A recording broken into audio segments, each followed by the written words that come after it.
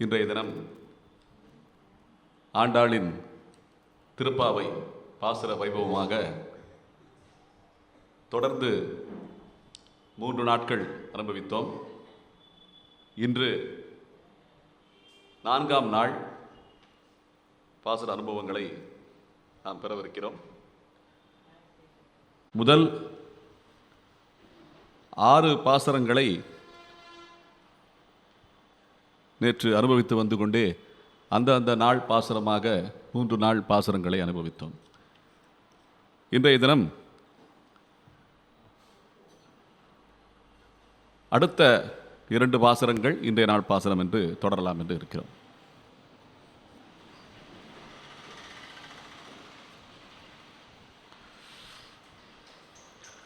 ஆரம்பிக்கலாமா? அஸ்மத் குருபியோ நமக, அஸ்மத் பரமகுருபியோ நமக, அஸ்மத் சர்வகுருபியோ நமக, ஸ்ரீமதே ராமானுஜாய நமக. அன்னவயல் புதுவையாண்டாள் அரங்கற்கு பன்னு திருப்பாவை பல்பதியம் இன்னிசையால் பாடிக் கொடுத்தாள் நற்பாமாலை பூமாலை சூடிக் கொடுத்தாளைச் சொல்லு. சூடிக் கொடுத்த சுடற்கொடியே தொல்பாவை பாடி அருளவல்ல பல்வளையாய் நாடினி வேங்கடவர்க்கு விதி என்ன இம்மாற்றம் நாம் கடவா வண்ணமே நல்கு. இந்த தனியன் பாசுரத்திலே ஆண்டாளின் பெருமையை குறிப்பிட்டுள்ளார்கள். அன்னங்கள், அன்ன வயல் என்றால் அன்னம் தரக்கூடிய வயல்வெளிகள் நிறைந்து காணப்படுகின்ற அந்த ஸ்ரீவில்லிபுத்தூரை போற்றும் விதமாக, அந்த தேசத்தை போற்றுகின்ற விதமாக இந்த பாசுரத்திலே குறிப்பிடப்பட்டுள்ளது. அன்னவயல் புதுவை ஆண்டாள் அரங்கற்கு பண்ணிய திருப்பாவை என்று சொல்லுகிறார்கள். அரங்கற்கு பன்னு திருப்பாவை என்று சொல்லுகிறார்கள். எதற்கு அரங்கற்கு என்று சொல்ல வேண்டும்? ஏன்னா கண்ணனைத்தானே போற்றி இருக்கிறான். அங்கே ஆதிசேஷத்திலே ஆதிசேஷ சயனமாக சயன கோலத்திலே இருக்கின்ற அந்த ஸ்ரீரங்கநாதர் கண்ணனே என்று போற்றுகிறார்கள். என்ன ஆழ்வார்களும் அப்படி தான் போட்டிருக்காங்க. அங்கே இருக்கிற மூலவர் கண்ணன் என்று போற்றுகிறார்கள். உற்சவராகிய நம்பெருமாள் ராமன் என்று போற்றுகிறார்கள். அந்த வித்தியாசம் இருக்கு அங்கே. என்ன ஆகையாலே இந்த கொண்டல் வண்ணனை கோவலனாய் வெண்டையுண்டவாயன் என் உள்ளம் கவர்ந்தானை அண்டர்கோன் அணியரங்கன் என் அமுதினை கண்ட கண்கள் மற்றொன்றினை காணாவேன்னு சொல்லி நம்முடைய தொண்டரடி பொடியாழ்வாருடைய பாசுரம் இது. என்ன அண்டர்கோன் அணியரங்கன் சொல்லிட்டு அந்த கண்ணனையே போற்றுகிறார்கள் ஆழ்வார்கள். ஆகையாலே அங்கே படுத்திருக்கின்ற ஆழ்வார் அந்த அந்த அந்த ரங்கநாதர் கண்ணன் என்று சொல்லப்படுகிறது போலே ஆண்டாளும் அவனையே அடைய வேண்டும் என்ற அந்த வேண்டுதலோடு திருப்பாவையை செய்திருக்கிறார் என்பது முன்னோர்களுடைய பிரமாணம். இது இன்னிசையால் பாடி கொடுத்தால் நற்பாமாலை என்று சொல்லுகிறார்கள். இந்த பாமாலை என்பது ஒரு மாலையைப் போல கோர்க்கப்பட்டிருக்கிறது என்பது ஒரு செய்தி. இது ஒவ்வொன்றுக்கும் தொடர்புடைய ஒரு பாசுரம். ஏன்னா ஒரு பாசுரத்துக்கும் மற்றொரு பாசுரத்துக்கும் சொல் தொடர்பு மட்டும் இருந்தால் அது ஒரு இலக்கண லட்சணம். என்ன சொல்லில் முடிகிறதோ அந்த சொல்லில் அடுத்த பாசுரம் தொடரப்பட்டால் அது ஒரு லட்சணம். இது விளக்கமாகவும் இது தொடர்கிறது. ஒரு கதையைப் போலே, தொடர்கதையைப் போலே இந்த பாசுரங்கள் தொடர்ந்து வருகின்றன என்பதனாலே இதனை பூமாலை பாமாலை என்று போற்றுகிறார்கள். அப்ப சூடிக் கொடுத்த சுடற்கொடி ஆகிறாள். ஆதனாலே பாமாலையும் சூடி கொடுத்திருக்கிறாள், பூமாலையும் கோர்த்து பெரியாழ்வார் சூடி கொடுத்ததை தான் அணிந்து பகவானுக்கு சாட்சி இருக்கிறார்கள். ஆகையாலே இது பூமாலையும் ஆகிறது. அவளே பூமாலை ஆகிறாள், பாமாலையும் ஆகிறாள். அவள் என்ன செய்கிறாள்? திருவேங்கடவனையும் சேர்த்து இந்த பாசுரத்திலே போற்றுகிறாள். என்ன நாடினி வேங்கடவர்க்கு என்னை விதி என்ன இம்மாற்றம் நாம் கடவா வண்ணமே நல்கு. அப்ப வேங்கடவன் வேற, ரங்கநாதன் வேற கிடையாது என்று இந்த 1ஆம் திவ்ய தேசத்தையும் இந்த பூலோகத்திலே பெருமாள் 108 திருப்பதிகள் என்று நாம் சொல்கிறோம். அதில் 1வது திவ்ய தேசமான தலைமை பீடமாக விளங்குகின்ற ஸ்ரீரங்கத்தையும் 106வது திவ்ய தேசமாக விளங்குகின்ற திருவேங்கடத்தையும் சேர்த்து முதலையும் முடிவையும் சேர்த்து போற்றும் விதமாக இந்த தனியன் பாசனம் அமைந்திருக்கின்றன என்பது ஒரு அனுபவம். அப்ப ஆண்டாள் நாச்சியார் எத்தனை தடவை அங்கே ஸ்ரீரங்கம் போயிருப்பாங்க? ஒரே தடவை தான் போயிருக்கா. என்ன தன்னுடைய திருவேணியோடு சேர்ந்து ஐக்கியமாகிவிட்டாள். ஒரே தடவை தான் நாச்சியார் திருமொழி பாடிவிட்டு ஒரு தடவை தான் போயிருக்கா. அப்ப திருவேங்கடத்துக்கு நாச்சியார் போயிருக்காளா? வேங்கடவர்க்கு என்னை விதி என்ன இம்மாற்றம்னு சொல்றாங்களே, அப்ப திருவேங்கடத்துக்கு ஆண்டாள் போயிருக்காங்களா? செய்தி இருக்கா? ஒரு தடவையும் போகல. அப்ப போகாமையே ஆண்டாளுக்கு அவ்வளவு பெருமை இருக்குன்னா, அந்த மனோவேகமாக யோக மார்க்கமாக திருவேங்கடத்துக்கு தினம் தினம் போய்கொண்டே இருப்பாளாம். எப்படி இருக்கும் பாருங்க. அந்த அளவுக்கு பக்தி பிரவாகம் அவங்களுக்கு. பகவானை நாம் போய் காண்பது ஒரு விதம். ஏன்னா நாம் போய் பகவானை தேடி வரிசையில் நின்று 300 ரூபாய் 1000 ரூபாய் இன்னும் எவ்வளவு இருக்கோ 10,000 ரூபாய்னு சொல்லி தொகையை செலுத்தி தரிசனத்துக்கு போவது ஒரு விதம். என்ன அதே ஆண்டவனே நம்மை தேடி வருவளவுக்கு நாம் பக்தி செய்தால் எப்படி இருக்கும்? எப்படி நம்ம நினைக்கிறத அவன் நினைச்ச மாத்திரத்தில் அவன் நம்மளை பார்க்கறான்னா அது எப்பேற்பட்ட ஒரு கரிசனம், ஒரு தரிசனம் நமக்கு கிட்டுகிறது என்பது போல இந்த ஆண்டாள் என்ன ஆழ்வார்கள் ஆகியவர்கள் எல்லாமே அவங்க போய் பார்க்க மாட்டாங்களாம் பெருமாளை, பெருமாள் அவங்கள தேடி வருவாரா. இதான் அவங்க அனுபவம். இந்த அனுபவத்தை நாமளும் கொஞ்சம் முயற்சி பண்ணலாம்ல. நம்ம எப்படி முயற்சி பண்றது அப்படின்னா, அனுசந்தானம் செய்ய வேண்டும். இந்த பாசுரத்தை வாயினால் பாடி மனத்தினால் சிந்தித்தால் ஆண்டவன் இறங்கி வருவான். என்ன இறங்கியலோ ரெம்பாவா என்பது போல ஆண்டவன் இறங்கி வருகிறான். இந்த அனுபவத்தெல்லாம் நாம செய்கிறோமா, நாம பழக்கத்தில் கொண்டு வர்றோமாங்கிறது தான் ஒரு கேள்வி. அதை கொண்டு வந்தால் உத்தேசம் என்ன. ஆகையாலே அடுத்த பாசுரங்களை நாம் இன்று தொடரலாம். நேற்று புள்ளும் சிலம்பினகான் புள்ளரையன் கோயில் என்ற பாசுரத்தை அனுபவித்துக் கொண்டே வந்தோம். அப்போது ஜனார்தனன் பாபு ஐயா நேற்று ஒரு விஷயத்தை சொன்னாங்க. நல்லா ரொம்ப நன்றி அன்னைக்கு நேற்று நீங்கள் எடுத்து காட்டினதுக்கு. ஏன்னா ஆண்டாள் ஒவ்வொரு பெண் பிள்ளையாக எழுப்பிக்கொண்டே வருகிறாள். அப்படி எழுப்பிக்கொண்டே வரும்போது இதை ஆழ்வார்களை எழுப்பும் அனுபவமாக ஆச்சாரிய பெருமக்கள் சொல்லிவிட்டு போகிறார்கள். அப்படி பார்க்கும்போது நேற்றைய பாசுரத்தில் புள்ளும் சிலம்பினகான் பாசுரத்தில் பெரியாழ்வார் எழுப்பப்பட்டிருக்கிறார் என்பது பூர்வர்களுடைய திருவாக்கு. அப்படின்னா என்ன, எப்படி பெரியாழ்வார் இதில் நம்ம நம்ம அதை கணக்கில் வச்சுக்கலாம் அப்படின்னு பார்த்தோம்னா, புள்ளும் சிலம்பினகான் புள்ளரையன் கோயில் வெள்ளை விழிசங்கின் பேரரவம் கேட்டிலையோ. இந்த புள்ளரையன்கிற வார்த்தைக்கு கருடாழ்வார்னு பொருத்தம். என்ன இந்த கருடாழ்வார் அம்சமாகத்தான் பெரியாழ்வார் அவதரித்திருக்கிறார். எந்த கோவிலையும் போய் பார்த்தோம்னா கருடாழ்வார் பெருமாளுக்கு நேர் எதிராக நின்று காட்சி தருவார். ஏன்னா அவர் நித்தியசூரி. அவர் நேரா நின்று வணங்கினா பெருமாளுடைய அருட்கடாட்சத்தை ஏற்றுக்கொள்ளும் அளவுக்கு சக்தி அவனுக்கு இருக்கிறது, கருடாழ்வாருக்கு இருக்கிறது. நாம போய் நேரில் நின்னோம்னா நமக்கு அவ்வளவு சக்தியெல்லாம் கிடையாது. நேரில் நிற்க முடியாது. நம்ம ஒதுங்கித்தான் நிற்கணும். ஆகையால கருடாழ்வார் எழுத்தாப்புல போய் நம்ம போய் அவரை மறைச்சிக்கிட்டு நிற்கிறதோ, என்ன பெருமாளை இப்படி நேராக போய் வணங்குறதோ இதெல்லாம் கூடாது. இது சன்னதிக்குள்ள இருக்கிற கிரமம், நம்ம வணங்க வேண்டிய கிரமம் இது. என்ன கூட்ட நெரிசல் இருந்தாலும் விலகித்தான் நிற்கணும். கருடாழ்வாரையும் பெருமாளையும் நாம் நேரே சந்திக்க விட வேண்டும் என்பது போல அது ஒரு கிரமம். ஆகையால இந்த புள்ளரையன் கோவில்னு சொன்னாலே ஸ்ரீவில்லிபுத்தூர் அவனுடைய கோயில், கருடாழ்வாருடைய கோயில். அது நந்தகோபுரம். அது அங்க இருக்கிற பெருமாளுடைய அங்க அர்ச்சகராக இருந்தவர் இந்த பெரியாழ்வார். என்ன பூச்சாத்தி பூச்சூட்டி அர்ச்சனை செய்தவர் பெரியாழ்வார். ஆகையாலே அவனுடைய கோயிலுங்கிறதுனாலே இது புள்ளரையன் கோயிலுங்கிறதுனாலே கருடனுடைய கோயில் பெரியாழ்வார்வை சொல்லும் போற்றும் விதமாக இருந்திருக்கிறது என்பது. அதே போல் பிள்ளாய் அப்படின்னு சொல்லி ஒரு வார்த்தை வருது, பிள்ளாய் எழுந்திராய்னு சொல்லி. இந்த பிள்ளாய்ங்கிற வார்த்தையும் பெரியாழ்வாருக்கு உச்சிதமான வார்த்தை என்று சொல்லி இருக்கிறார்கள். என்னன்னா இந்த கருடாழ்வாருக்கு பொதுவாக அந்த அர்ச்சகர்கள் இருக்காங்கல்ல, அவங்க அந்த மூர்த்தியுடைய ஈடுபாட்டிலேயே இருப்பாங்க. ராமர் கோயில்னா ராமர், கிருஷ்ணர் கோயில்னா கிருஷ்ணர் அப்படின்னு சொல்லி, முருகன் கோயில்னா முருகன். எந்த ஒரு தெய்வத்தை ஆராதனை பண்ற அர்ச்சகராக இருந்தாலுமே அந்த அர்ச்சாமூர்த்தி தான் அவருக்கு பிரதானம். என்ன அவருக்கு எப்படி அலங்காரம் பண்றது, எப்படி அவருக்கு வஸ்திரம் சாத்துறது, எப்படி பூ சாத்துறது, என்ன எப்படி பக்தர்கள் வந்தா எப்படி ஆராதனை செய்யறது, என்ன மந்திரம் சொல்றது, இது எல்லாமே அதே ஈடுபாட்டோட அதே ஆலோசனையோட தான் இருப்பாங்களாம். அவங்களுக்கு பெருசா வேதாந்த என்ன அந்த பாண்டித்யம் எல்லாம் பெருசா எல்லாம் இருக்காதாம். அதே போலத்தான் இந்த பெருமாளும் வடபத்திர சயனத்திலே இருக்கின்ற அந்த இந்த ஆழ்வாரும் வடபத்திர சயனத்திலே இருக்கின்ற அந்த வடபத்திர சாயை சதா ஆராதனை மட்டும் செய்து வந்து கொண்டே இருக்கிறார். அப்படி சொல்லும்போது மதுரையில் திடீர்னு ஒரு அழைப்பு வருது. என்ன பரத்துவ நிர்ணயம் செய்ய வேண்டும். யார் பகவான் என்ற கேள்வி.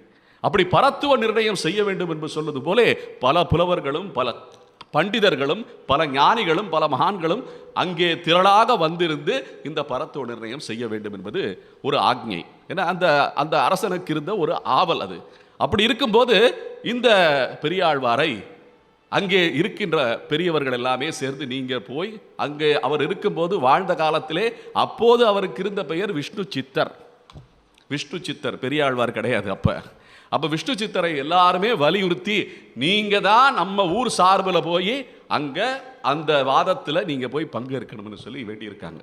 அப்படி வேண்டியிருக்கும் போது பெரியாழ்வார் அவர் சொல்லியிருக்காரு, எனக்கு என்ன தெரியும், நான் ஒரு சின்ன பிள்ளை. என்ன அதான் இந்த பிள்ளாய் எழுந்திராய் என்ற வார்த்தை அவருக்கு பொருத்தமாக இருக்கிறது. என்ன அப்ப எனக்கு ஒண்ணுமே தெரியாதே, எனக்கு ஒரு பாண்டியத்தும் இல்லை, ஒரு வேதம் தெரியாது, ஒரு வேதாந்தமும் தெரியாதுன்னு சொல்லி அப்படி சொன்னா கூட இருந்தாலும் பெருமாளுடைய அனுகிரகம் உங்களுக்கு இருக்கு. உங்களை விட ஒரு ஞானி இந்த ஊர்ல கிடையாது, நீ தாயா, வேற வழி கிடையாது. உனக்கே தெரியலன்னா எங்களுக்கெல்லாம் என்ன தெரியும்னு சொல்லி அங்கிருந்த மக்கள் எல்லாம் சொல்லி அவரை அனுப்பியிருக்கிறார்கள். இந்த பாண்டியன் சபைக்கு மதுரையிலே பாண்டியன் கொண்டாட பற்றபிரான் வந்தான் என்று ஈண்டிய சங்கம் எடுத்துத வேண்டி கிளி அறுத்தான்னு சொல்லி பாசனம், வேண்டிய வேதங்கள் ஓதி கிளி அறுத்தான்னு சொல்லி அவருக்கு உண்டான அந்த வைபவத்தை சொல்லுவார்கள். அப்ப வேதங்கள் ஓதி கிளி அறுத்தான்னு சொன்னா ஈண்டிய சங்கம் அப்படின்னு சொல்றாங்க. அப்படின்னா அப்ப பெரியாழ்வார் இந்த சபைக்கு வந்த உடனே அவருக்கு தலகால் புரியலையா, இங்கே ஓடுறாராம் அங்கே ஓடுறாராம், பெரிய பெரிய மகான்கள் பெரிய பெரிய வாதத்திலே என்ன தேர்ச்சி பெற்ற பண்டிதர்கள் மகா பண்டிதர்கள் எல்லாம் அமர்ந்திருக்கின்ற அந்த சபையை பார்த்து அப்படியே வேர்க்க விறுவிறுக்க இருந்து கொண்டிருக்கும் போது திடீரென்று ஒரு சங்கு வந்து அவருடைய கபாலத்தை தீண்டியதாம். இது அவருடைய வரலாறு வர்றது. திடீர்னு ஒரு சங்கு வந்து அவருடைய கபாலத்தை தீண்டின உடனே வேதாந்த விஷயங்களை எல்லாம் வாரி பொழிந்து பகவான் நாராயணனே பரமன், அவன்தான் பரந்தாமன் என்று நிர்ணயம் செய்தாராம் பெரியாழ்வார். ஆகையாலே இந்த ஈண்டிய சங்கம் எடுத்தூதன்னு சொல்வது போல புல்லும் சிலம்பினகான் பாசுரத்திலே பிள்ளாய் எழுந்திராய் பேய்முலை நஞ்சுண்டு கள்ளச்சகடம் கலக்கடிய காலோச்சி அப்படின்னு சொல்லி வரும்போது இந்த சங்கையும் போற்றும் விதமாக வெள்ளை விழி சங்கின் பேரரவம் கேட்டிலையோ அப்படின்னு சொல்லி வருது. அதனால எதற்காக பெரியாழ்வாரை எழுப்பும் விதமாக ஆண்டாள் இந்த பாசுரத்தை பொருத்தி இருக்கிறாள் என்றால் இது போன்ற சொற்கள் பெரியாழ்வாருக்கு பொருத்தமான சொற்கள் இதிலே இடப்பட்டு இருக்கின்றன என்பது போல அமைந்திருக்கின்றது. இன்றைய நாள் பாசுரத்துக்கு நாம் மேலும் தொடரலாம்.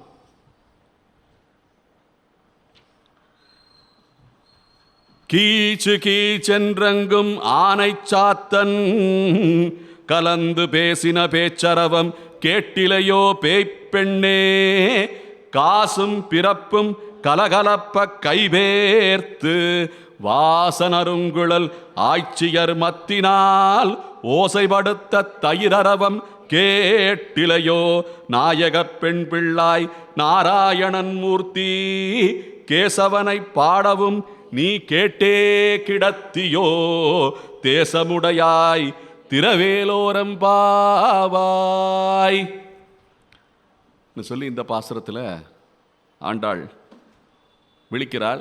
காலை பொழுது புலர்கிறது என்ற அந்த குறியீட்டினை பாசுரத்திலே சொல்லிக்கொண்டே வருகிறாள்.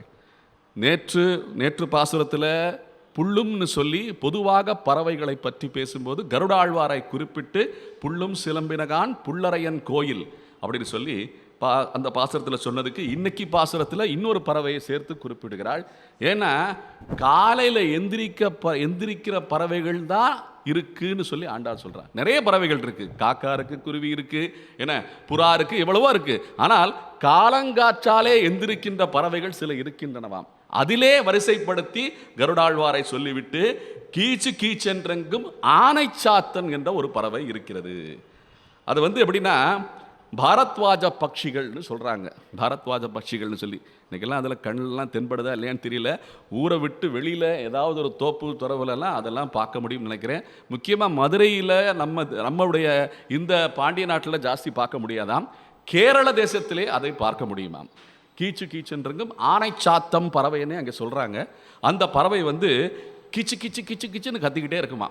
ஏன்னா இந்த ஆனைச்சாத்தன் பறவை கத்துவது என்னன்னா பேச்சரவம் கேட்டிலையோ பேய்ப்பெண்ணே அப்படின்னு சொல்லும்போது கலந்து பேசின பேச்சரவம்னு சொல்றான்.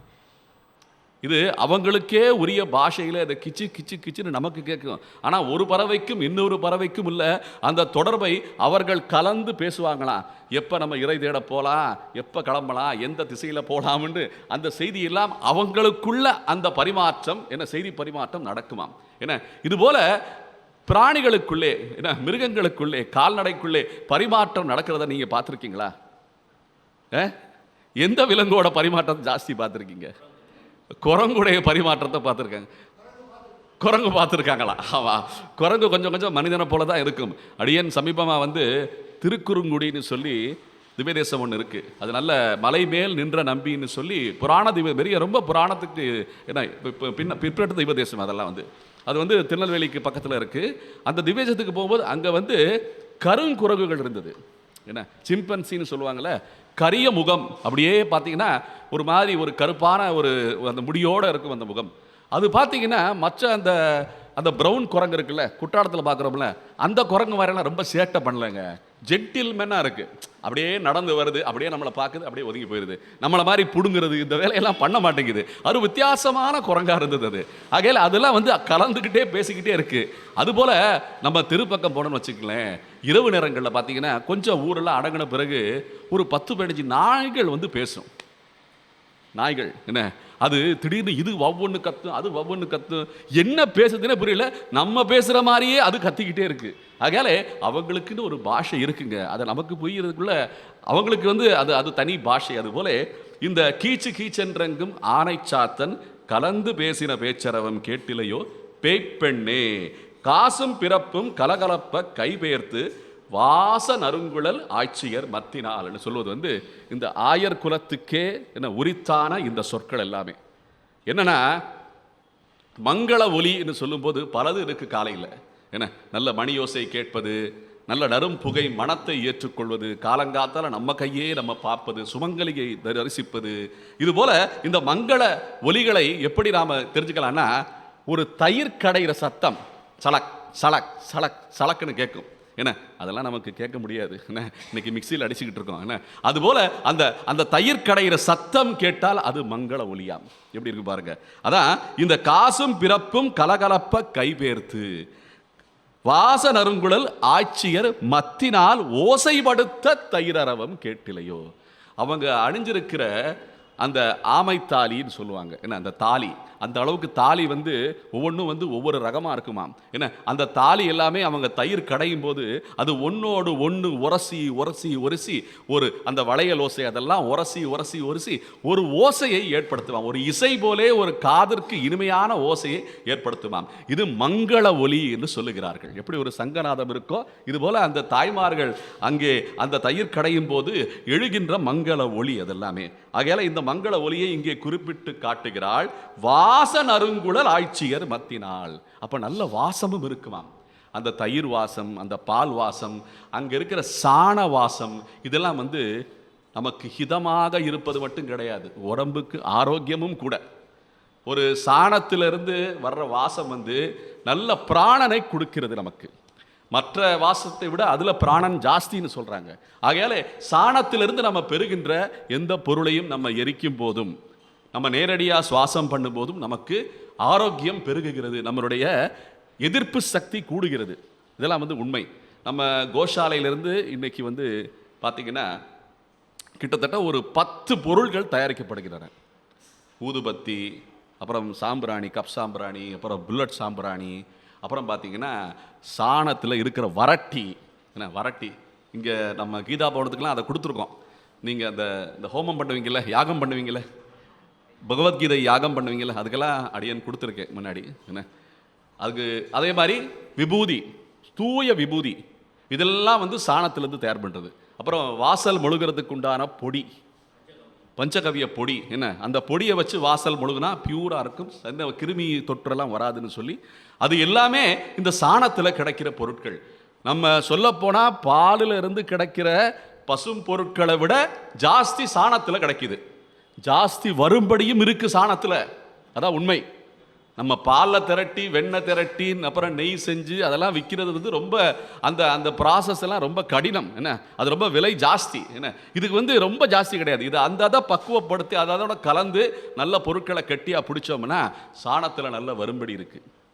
சாணத்தில் பெரிய விறகு கட்டை இருக்குல்ல, அது போல அந்த அந்த அந்த விறகு கட்டியை போல செய்கிறாங்களாம் எல்லா கர்மாக்களுக்கும். அது என்ன, அதெல்லாம் வந்து வடதேசத்தில் பண்ணிட்டு இருக்காங்க, எக்ஸ்போர்ட் பண்ணிட்டு இருக்காங்கன்னு நம்ம சுப்பிரமணிய ஐயா சொல்றாரு. என்ன, அந்த அளவுக்கு மதிப்பு இருக்கு. அப்ப இந்த இந்த பசு மடங்களை நாம் பெருக்க வேணுமா இல்லையா? இந்த பசுக்கள், அப்ப உண்மையை சொல்ல போனா எல்லா பசுக்களிலையும் இருந்து வர்ற சாணம் அப்படி ஆகல. ஆராய்ச்சியில் சொல்லப்படுற விஷயம் இது. இப்ப எங்க கோஷாலையில் பசுமடத்தில் ஸ்ரீ சனாதன கோஷாவில் சரியான விகிதத்தில் தீவனம் கொடுக்கறதுனால அந்த சாணம் நல்ல கெட்டியா இருக்கு, பிடிப்பு கிடைக்குது.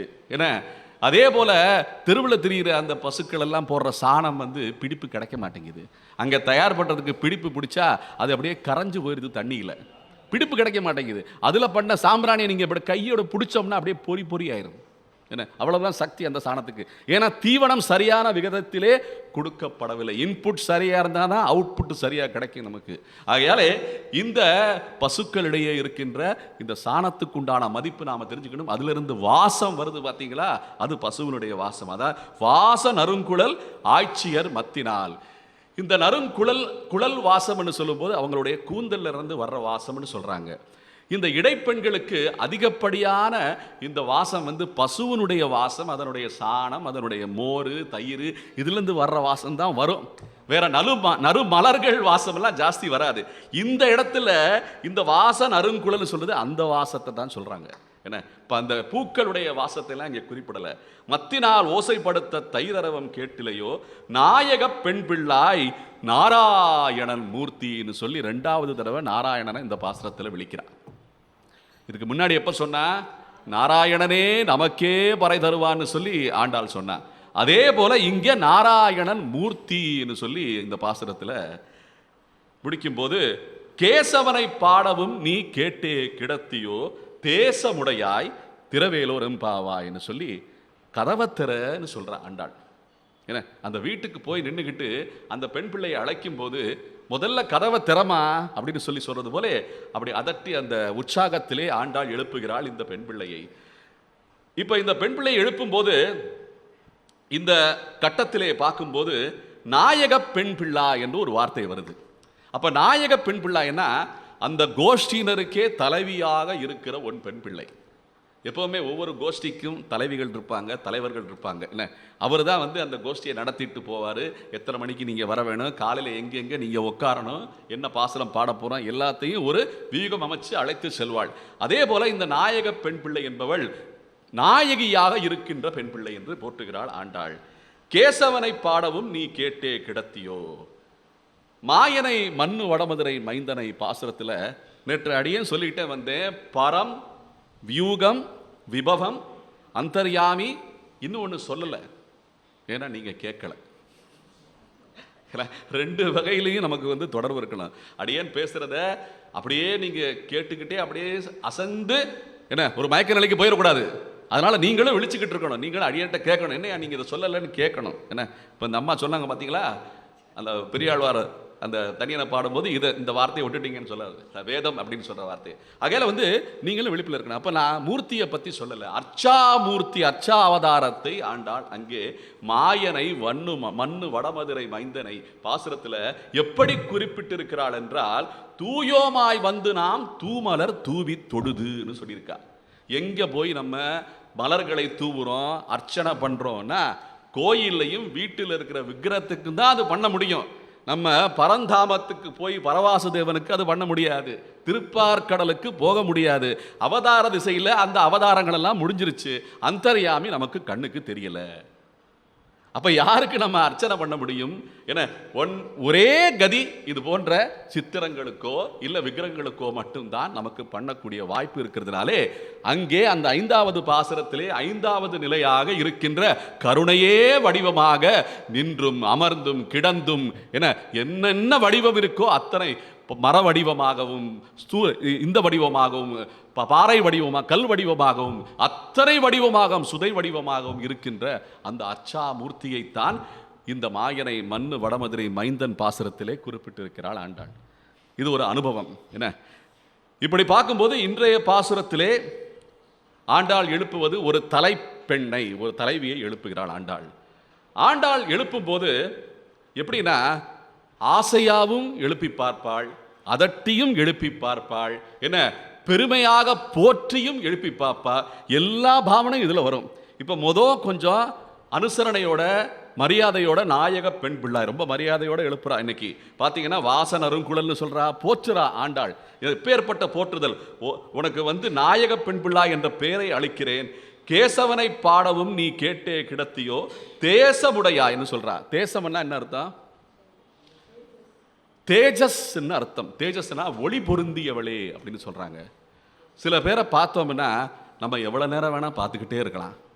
என்ன சில பேரை பார்த்தோம்னா இவங்களா அப்படின்னு தலையை திருப்பிடுவோம். இவங்களை பார்த்தா நமக்கு நன்மை உண்டாகும் என்ற அளவுக்கு தேஜஸ் இருக்குமாம். யாரை தேஜஸ் உடையவர்கள் என்று நாம் போற்றுகிறோம் என்றால், ஞானம் மிக்கவர்களை தேஜஸ் உடையவர்கள் என்று போற்றுகிறோம். இதுல காசு பணம் ஜாஸ்தி இருந்து நல்ல ஒரு ஒப்பனை நிலையத்துக்கு போய் நல்ல என்னென்ன பூசணுமோ எல்லாமே பூசிக்கிட்டு பளிச்சென்று இருப்பாங்க. அவங்கள சொல்லல, ஞானம் மிக்கவர்களை ஆண்டாள் இங்கே குறிப்பிடுகிறாள். இந்த இதிகாச புராணங்கள் இதையெல்லாம் கேட்டு தான் நல்லா இருக்கணும்னு நினைக்காம எல்லோரும் நன்றாக இருக்க வேண்டும், எல்லாருக்கும் ஞானம் கிடைக்க வேண்டும், கடல் சூழ்ந்த மண்ணுலகம் வாழ்க என்று சொல்வது போல இருப்பவர்களைத்தான் ஆண்டாள் இங்கே தேசமுடையாய், இந்த தேசத்தின் மீது பற்றுடையவர்கள். உண்மையிலே சொல்ல போனா இந்த தேசம் என்கிற வார்த்தை தமிழ் வார்த்தை கிடையாது. தேஜஸ் தான் சம்ஸ்கிருத வார்த்தை. அது அதிலிருந்து திரிக்கப்பட்ட வார்த்தை தான் தேசமுடையா என்று சொல்வது. இந்த தேசம் என்கிற வார்த்தையும் என்ன தமிழ் வார்த்தை கிடையாது. நாடு என்பது தான் தமிழ் வார்த்தை. இன்னைக்கு நிறைய பேர் தேசியம் சொல்றாங்க. தேசியம்னாலே சம்ஸ்கிருத வார்த்தை, அது தமிழ்ல கிடையாது. இன்னைக்கு பார்த்தீங்கன்னா இந்த ஜாவை எல்லாம் தமிழ்ல சா ஆக்கிடுவாங்க. என்ன இராசாசி மருத்து, என்னடா சாசி, ராஜா ஜி எல்லாம் கிடையாது, சாசி அர்த்தமே இல்லை. அதுல எப்பவுமே சம்ஸ்கிருத வார்த்தையை தமிழ்ல மாற்றும் போது அந்த அர்த்தம் செதஞ்சிரும். ஆனா நம்ம அந்த சம்ஸ்கிருத வார்த்தையை ஒப்புக்கொண்டு அர்த்தத்தை புரிந்து கொள்ள வேண்டும். ராமானுஜன் தான் சொல்லணும், ராமானுசன் சொல்லுவாங்க. ஏன்னா தமிழுக்கு உண்டான அந்த ஏற்றத்தை நாம் கொடுக்க வேண்டும். அந்த ஜா எல்லாம் தமிழ்ல கிடையாது, ஷா தமிழ்ல கிடையாது, சங்கீதம் சா தமிழ்ல கிடையாது. எங்கெல்லாம் அது வருகிறதோ சம்ஸ்கிருதத்தில் இவங்க அதை மாற்றிருக்காங்கன்னு அர்த்தம். தமிழுக்கும் சம்ஸ்கிருதத்துக்கும் உள்ள அந்த கொடுக்கல் வாங்கல் நமக்கு தெரியணும். இதெல்லாம் ஆண்டாளுடைய பாசுரத்தை படித்தா நமக்கு புரிஞ்சிடும். ஆகையாலே தேசமுடையாய் கேசவனை பாடவும் நீ கேட்டே கிடத்தியோ தேசமுடையாய் திருவேலோர் எம்பாவாய். இப்போ இந்த நாராயணன் மூர்த்தின்னு சொல்லி ஆண்டாள் இங்கே சொல்கிறான். இப்போ இதுவரைக்கும் நாராயணனே நமக்கே பறை தருவான்னு சொல்லி பரத்துவ நிலையை குறிப்பிட்டவ இங்கே எதுக்குங்க நாராயணன் மூர்த்தி அப்படின்னு சொல்லணும்? நம்ம ஊர் மக்கள் நாராயணன்னு பேர் வைப்பாங்க, சில பேருக்கு நாராயண மூர்த்தின்னு பேர் வைப்பாங்க, சில பேருக்கு கிருஷ்ணன்னு பேர் வைப்பாங்க, சில பேருக்கு கிருஷ்ண மூர்த்தின்னு வைப்பாங்க. இந்த கிருஷ்ணனுக்கும் மூர்த்திக்கும் என்ன வேறுபாடு தெரியுமா? மூர்த்தி என்ன சிலைன்னு அர்த்தம், மூர்த்தங்கள்னு அர்த்தம்.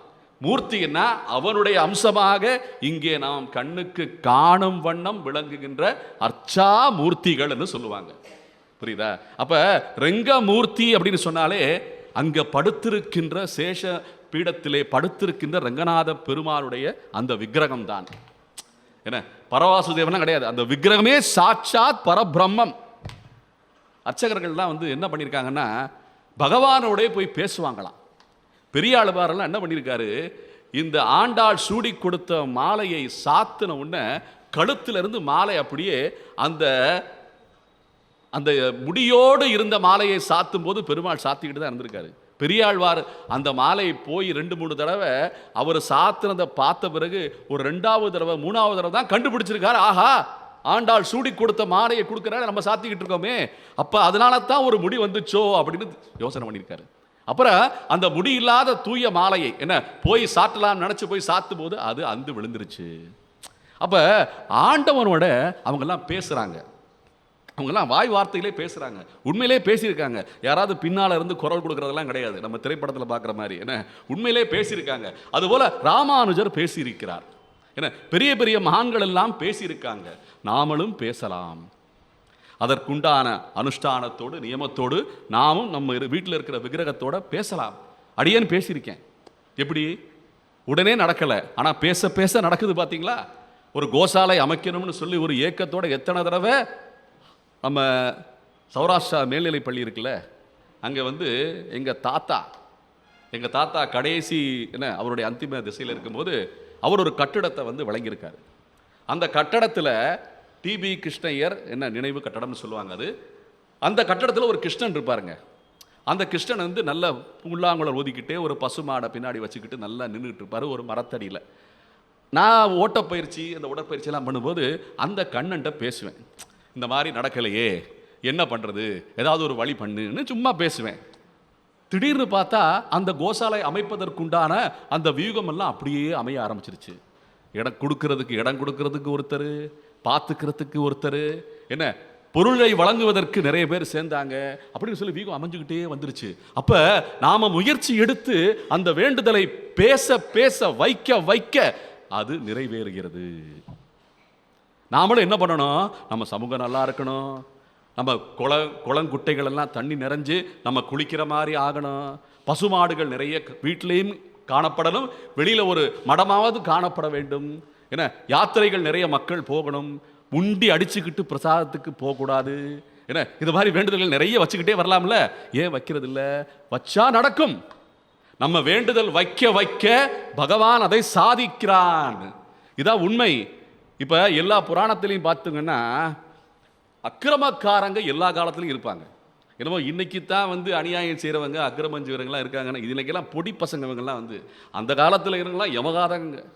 அங்கே ஹிரண்யகசிபும் சரி ராவணனும் சரி அவங்கெல்லாம் தவம் செஞ்சு வரம் பெற்று வலிமை மிக்கவர்களாக இருந்திருக்கிறார்கள். பிரம்மாவே அதிர்ந்திருக்கிறான்.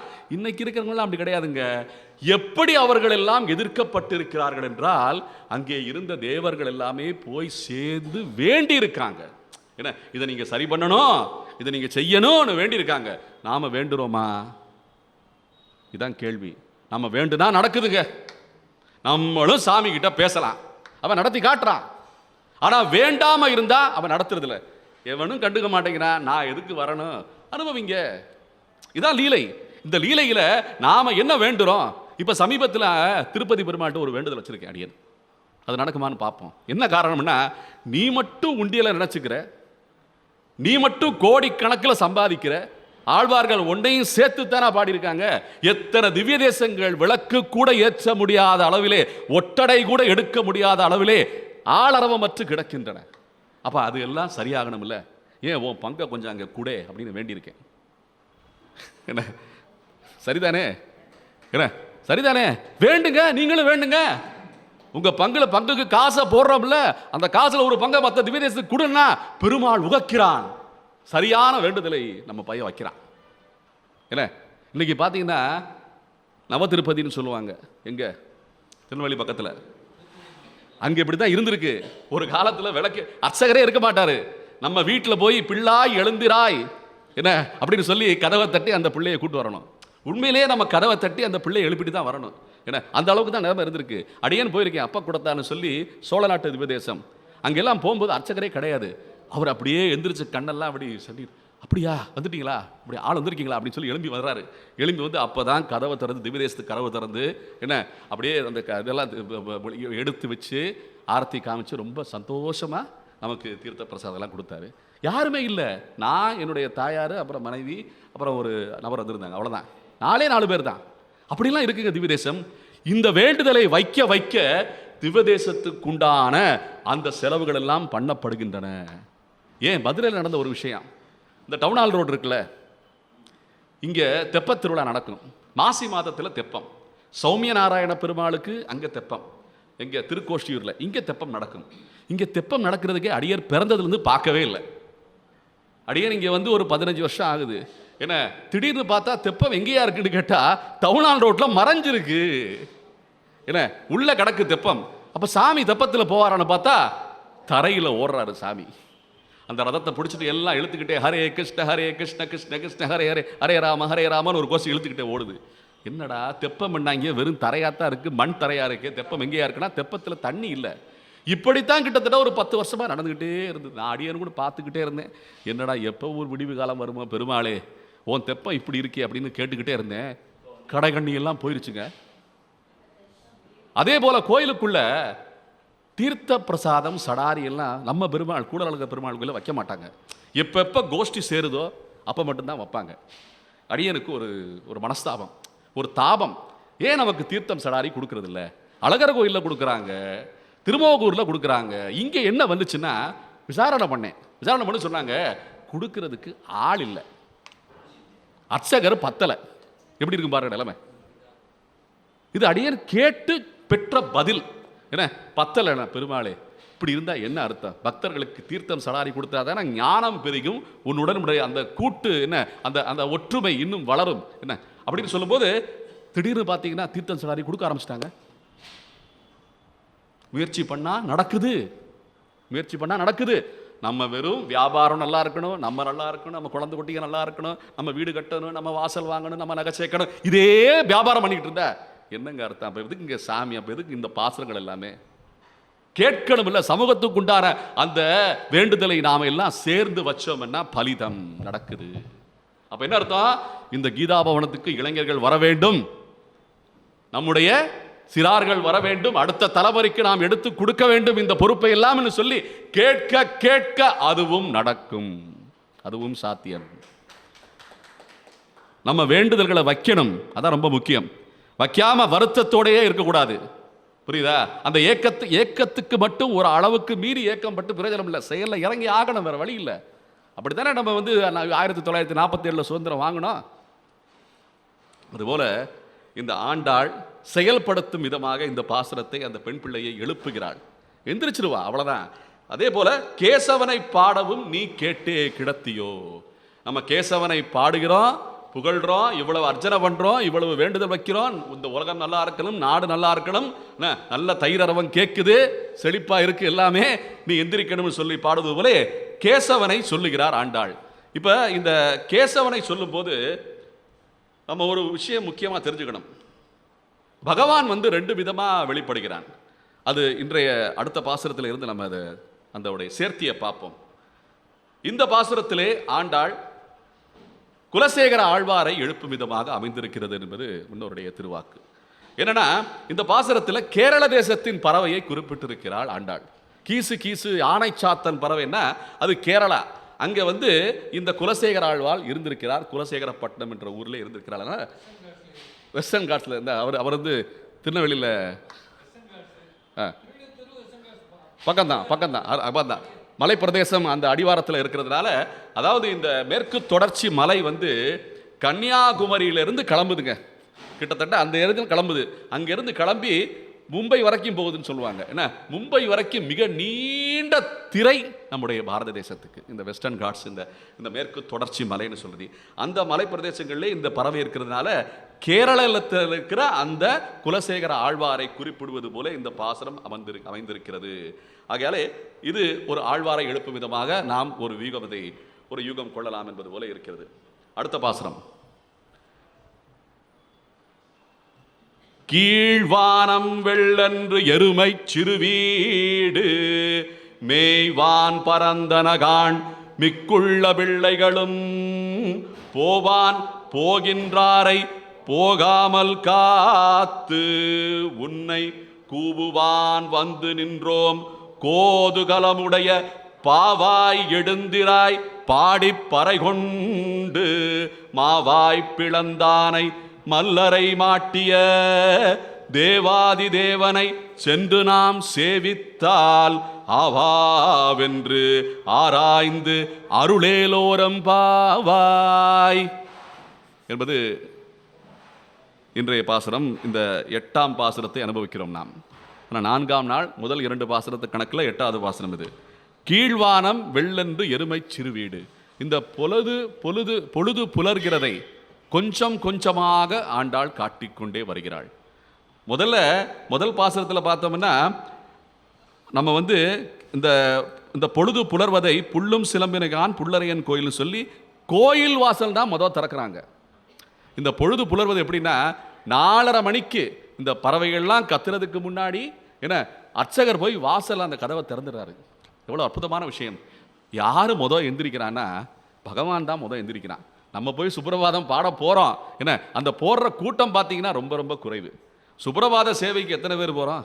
ரொம்ப ரொம்ப குறைச்சலாக தான் இருக்கும். அப்போ அவனை முதல்ல எழுப்புறோம், அதுதான் ரொம்ப முக்கியம். அந்த கோயில் கதவு முதல் திறந்துருது, அதுக்கப்புறம் தான் நாம எல்லாம் எந்திரிக்கிறோங்கிறது போல இந்த பாசுரத்தில் அந்த யதார்த்த நிலையை குறிப்பிட்டிருக்கிறாள் ஆண்டாள். அப்படி அந்த கீழ்வானம் வெள்ளென்று எருமை சிறுவீடுன்னு சொல்வது அந்த வானத்தினுடைய நிறம் மாறிக்கொண்டே வருமாம். முதல்ல சிவந்த வானம் அருணோதயம்னு சொல்லுவாங்க. அந்த அருணோதயத்துக்கு அடுத்தபடியாக இருக்கின்ற இந்த கீழ்வானம் கொஞ்சம் கொஞ்சமாக வெண்மையாக மாறிக்கிட்டே வரும்னு சொல்வது போல இந்த சூரிய உதயத்தை ஆண்டாள் இங்கே குறிப்பிட்டே வருகிறாள். அப்போ எருமை சிறுவீடுன்னு சொல்லி ஆண்டாள் சொல்றா. இந்த எருமைகள் எல்லாம் என்ன பண்ணும்னா நுனிப்புல் மேய ஆரம்பிக்குமாம் காலையில். என்ன நம்ம போய் அந்த மேயிற இடத்துல போய் நிலத்தில் பார்த்தா தெரியும். நுனிப்புல்னா அந்த மேலே இருக்கிற புல்லை மட்டும்தான் மேயுமாம், உள்ளெல்லாம் தலையெல்லாம் விட்டு ரொம்ப சிரமப்படாதான் எருமையெல்லாம். இந்த எருமை சிறுவீடுன்னு சொல்றது அதனால இது சிறுவீடு மேய்கிறது. அப்போ மேய்வான் பரந்தனகான் மிக்குள்ள பிள்ளைகளும் போவான் போகின்றாரை போகாமல் காத்துன்னு சொல்கிற ஆண்டாள். இதில் என்னன்னா எல்லாரும் ஒரே நேரத்தில் எந்திரிச்சு வந்து ஒரு இடத்துல நிற்கணுங்கிற சொல்றது ஒரு வகை. இந்த காலையில் ஒரு 6 மணிக்கு எல்லாம் வந்து அந்த பேருந்து நிலையத்தில் இருக்கிற ஒரு ஹோட்டலுக்கு வந்து ஒரு சிற்றுண்டி சாலைக்கு முன்னாடி வந்து நிற்கணும். அப்படின்னா எல்லாரும் ஒரே நேரத்தில் வந்து நின்றணும், அதுக்கப்புறம் தான் நம்ம புறப்பட்டு போகணும். அது ஒரு வகை. இது என்ன பண்ணுற ஆண்டாள் ஒவ்வொரு வீடாக போய் எழுப்புகிறாள். அப்படி எடுக்கும்போது சில பேர் வந்திருப்பாங்க, சில பேர் வராமல் இருந்திருப்பாங்க. இவன் ஆண்டாள் இந்த பாத்திரத்தில் என்ன சொல்றா, போவான் போகின்றாரை போகாமல் காத்து. போக போறவங்களை எல்லாம் நீ வருவேறு நிப்பாட்டி வச்சிருக்க. நம்ம பேச்சு வழக்கில் சொல்கிறோம்ல, ஏய் போகிறவங்களாம் எல்லாம் வந்துட்டாங்கப்பா, உனக்காண்டி நிறுத்தி வச்சிருக்கேன். அதை அப்படியே ஆண்டாள் இந்த செய்யுள்ள குறிப்பிடுறா. போவான் போகின்றாரை போகாமல் காத்து நிப்பாட்டி வச்சிருக்கேன். உன்னை கூவுவான் வந்து நின்றோம் கோது களமுடைய பாவாய் என்று சொல்லி ஆண்டாள் போற்றா. அப்போ உன்னை கூவி அழைக்கிறேன், நம்ம இவங்களோடெல்லாம் சேர்ந்து என்ன அந்த மாயனை மண்ணு வடமதுரை மைந்தனை போய் பாடுவதற்காக அந்த பாவை விரதம் இருப்பதற்காக அந்த யமுனை துறைக்கு நாம் செல்ல வேண்டும் என்று அழைப்பு விடுவது போலே கோது கலமுடைய பாவா என்று போற்றுகிறாள் ஆண்டாள்.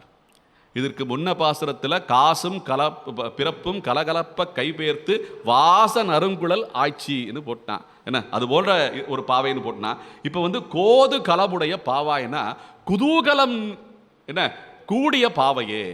நம்ம நண்பர்களில் பல பேர் இருப்பாங்க, என்ன சில நண்பர்கள் நமக்கு ரொம்ப பிடிக்கும். ஏன்னா வந்தாலே அந்த உற்சாகம் மேலோங்கி அவங்கெல்லாம் அவங்க நடவடிக்கை இருக்கும், சிரிப்பும் இருக்கும், பேச்சும் இருக்கும். ஏன்னா அது குதூகலமுடைய அந்த நபர்கள் எல்லாமே. அவங்க வந்தால் தான் களை கட்டும்.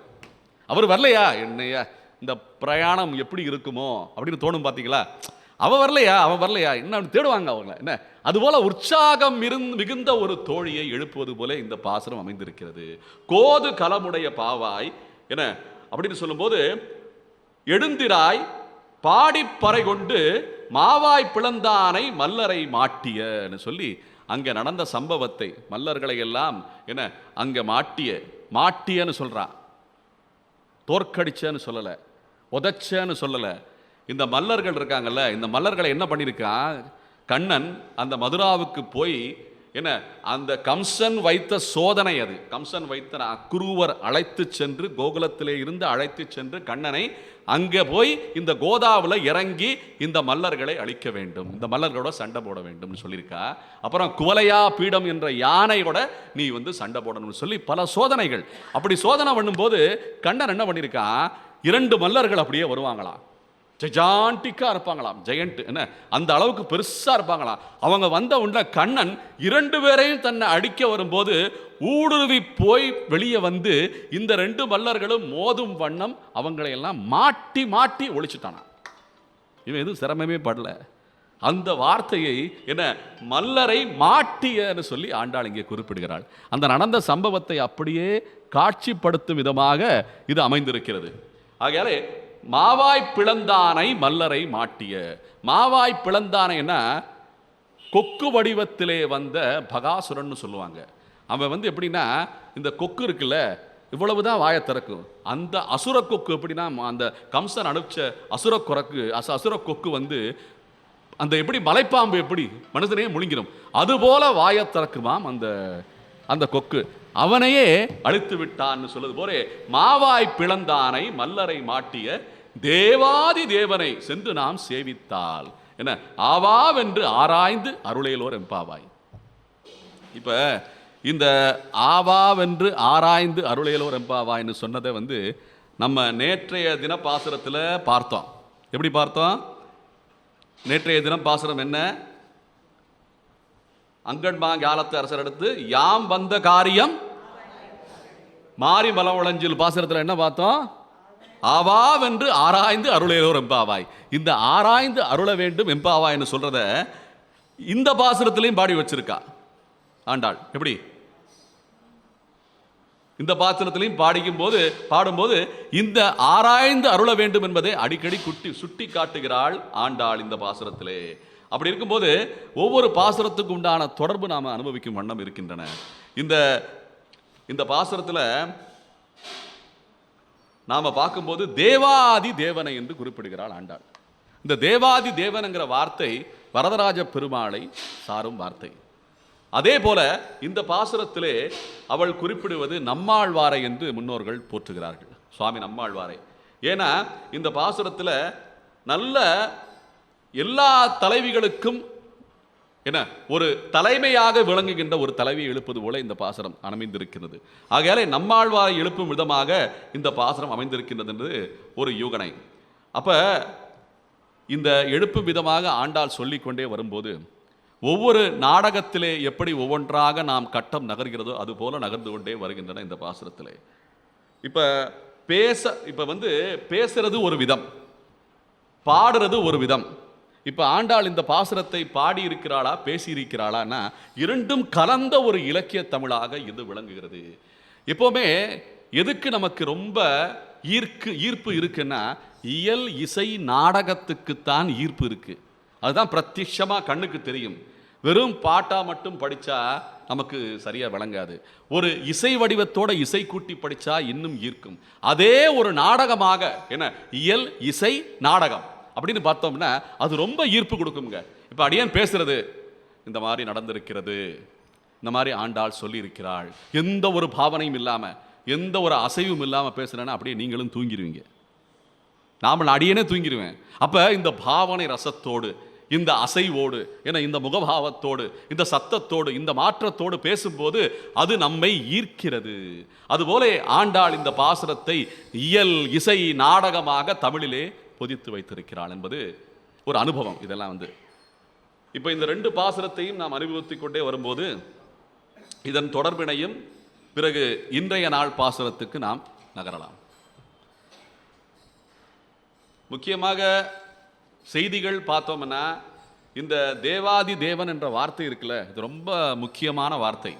என்ன காரணம்னா இந்த பரத்துவ நிர்ணயம்னு சொல்லும்போது இதில் பெரிய ஒரு சர்ச்சை இந்த உலகத்தில் எப்பவுமே இருந்துக்கிட்டே இருக்கு. யார் ஆண்டவன், யார் பகவான்? யாராவது ஒரு பையனோ பொண்ணோ யாருப்பா கடவுள், அந்த சம்பிரதாயத்தை சேர்ந்தவங்க என்ன சொல்றாங்க, இவன் தான் கடவுள், இவனை தவிர வேற எதையும் கிடையாதுன்னு சொல்றாங்க. மிக மகிழ்ச்சியா இருக்கு, நமக்கு சட்டுன்னு விளங்குது. பார்த்தீங்களா, இவன் என்ன சொல்றான், ஒருத்தனை தான் சொல்றான். அப்ப நாம ஏன்பா இத்தனை கடவுள்களை வைத்திருக்கிறோம்? என்ன ஒரு பக்கம் சிவனுங்கிறோம், ஒரு பக்கம் முருகனுங்கிறோம், மகாலட்சுமிங்கிறோம், பார்வதிங்கிறோம், என்ன விநாயகருங்கிறோம், இத்தனை சட் விஷயங்களை வைத்திருக்கிறோம். என்ன சட் சம்பிரதாயம்னு சொல்லுவாங்க. என்ன சௌரம், காணபத்தியம், கௌமாரம், என்ன அப்புறம் வைஷ்ணவம், சைவம், சாக்தம்னு சொல்லி 6 விதமான மதங்கள் நம்ம சனாதன தர்மத்துக்குள்ளேயே விளங்கப்பட்டிருக்கின்றன. அப்படின்னா எவ்வளவு நமக்கு அன்னைக்கு இருந்த ஆச்சாரிய பெருமக்கள், சங்கராச்சாரியர், ஆதிசங்கரர், அவங்கெல்லாம் வந்து வேதாந்தங்களிலே தேர்ச்சி பெற்ற மகான்கள். அவங்களுக்கு தெரியாதா யார் கடவுள்னு சொல்லி? இப்போ சங்கராச்சாரியார் பார்த்தோம்னா, ஆதிசங்கரர் பார்த்தோம்னா, அவர் என்னதான் எல்லா தெய்வங்களையும் வணங்கும் விதமான வேதாந்தத்திலே தேர்ச்சி பெற்றிருந்தாலும் மோட்சம் வேண்டும் என்று அந்த உயர்ந்த ஸ்தானத்துக்கு செல்ல வேண்டும் என்று முயற்சி பண்ணும்போது பஜகோவிந்தம் என்ற உத்தரவு சிவபெருமானே கொடுத்திருக்கிறான் ஆலோசனையாக. ஆகையால் தான் பஜகோவிந்தத்தை அவர் இயற்றி இருக்கிறார். என்ன அப்படி இருக்கும்போது இந்த பரத்துவம் என்ற நிலை எப்பவுமே மாறாமல் நாம் சனாதன தர்மத்திலே இருந்தால் எல்லா கடவுளையும் வணங்கலாம், தவறே கிடையாது. ஆனால் கடவுள் ஒருவன் தான் என்ற நிலையை நாம் அனைவரும் ஒரு சேர சேர்ந்து ஒரே மாதிரியாக இருந்தால் எந்த பிரச்சனையும் கிடையாது. இது மாற மாற மாற என்ன நடக்கும்னா தோஷங்கள் சேர்ந்து கொண்டே வரும் என்று சொல்றது சாஸ்திரம். ஏன்னா இது மாற மாற நம்ம நாராயணனை தவிர உண்மையிலேயே இருக்கின்ற படைப்பாளியான பரந்தாமனை தவிர வேற ஒரு கடவுளை அவனுடைய சமமாகவோ அவனுக்கு மேலாகவோ வைத்து வணங்கும் போது அது என்னவா இருந்தாலும் இருக்கட்டும், நம்ம ஆசையா வணங்குற என்ன குலதெய்வமாகவும் இருக்கட்டும், என்ன நம்ம வணங்குற ஆசைக்கு வணங்குற தெய்வமாக இருக்கட்டும், எப்படி வேணா இருக்கட்டும், எப்படியும் சரி அவருக்கு நிகராகவோ அதற்கு மேலோ நாம் வைத்து வணங்க வணங்க தோஷங்கள் சேருகின்றன என்பதை புரிந்து கொள்ள வேண்டும். இது வேத சாஸ்திரம் சொல்ற வாக்குங்க, அடியேன்னு சொல்லல. அப்ப இந்த தேவாதி தேவனைன்னு சொல்ற வார்த்தையில அந்த தேவர்களுக்கெல்லாம் என்ன மூலமூர்த்தியாக இருக்கின்ற அந்த ஆதி மூலத்தை நாம் தெரிந்து கொள்ள வேண்டும். அதுல மாற்றமே கிடையாது. என்ன நம்ம எந்த சாமியையும் கும்பிடலாம், தவறு கிடையாது. ஆனால் அந்த கடவுள்களுக்கெல்லாம் கடவுளாக இருப்பவன் நாராயணனே என்று சொல்லி ஆண்டாளுடைய வாக்கு இது. இந்த பாசுரத்தில் படிச்சுட்டு நம்ம வேற மாதிரி மறுபடியும் இப்போ வணங்க ஆரம்பிச்சோன்னு வச்சுங்களேன், அப்போ இந்த பாசுரத்தின் படி நம்ம வாழலை. எத்தனை தடவை சேவிச்சாலும் 100 தடவை சேவிச்சாலும் நடைமுறையில் அப்படி இல்லைன்னு சொல்லும்போது அப்போ பிரயோஜனம் கம்மியாயிருது என்பதுதான் செய்தி. ஆகவே ஆண்டாள் இந்த பாசுரத்திலே சொல்லும் போது தேவாதி தேவனை சென்று நாம் சேவித்தால் ஆவாவென்று ஆராய்ந்து அருளையிலோர் எம்பாவாய். இப்போ இந்த ஆராய்ச்சி எல்லாம் ஏற்கனவே முடிஞ்சிருச்சுங்க. என்ன மறுபடியும் நம்ம கடவுள் யார், கடவுள் எங்கே இருக்கிறார், மறுபடியும் இருந்து ஆரம்பிக்க முடியும்?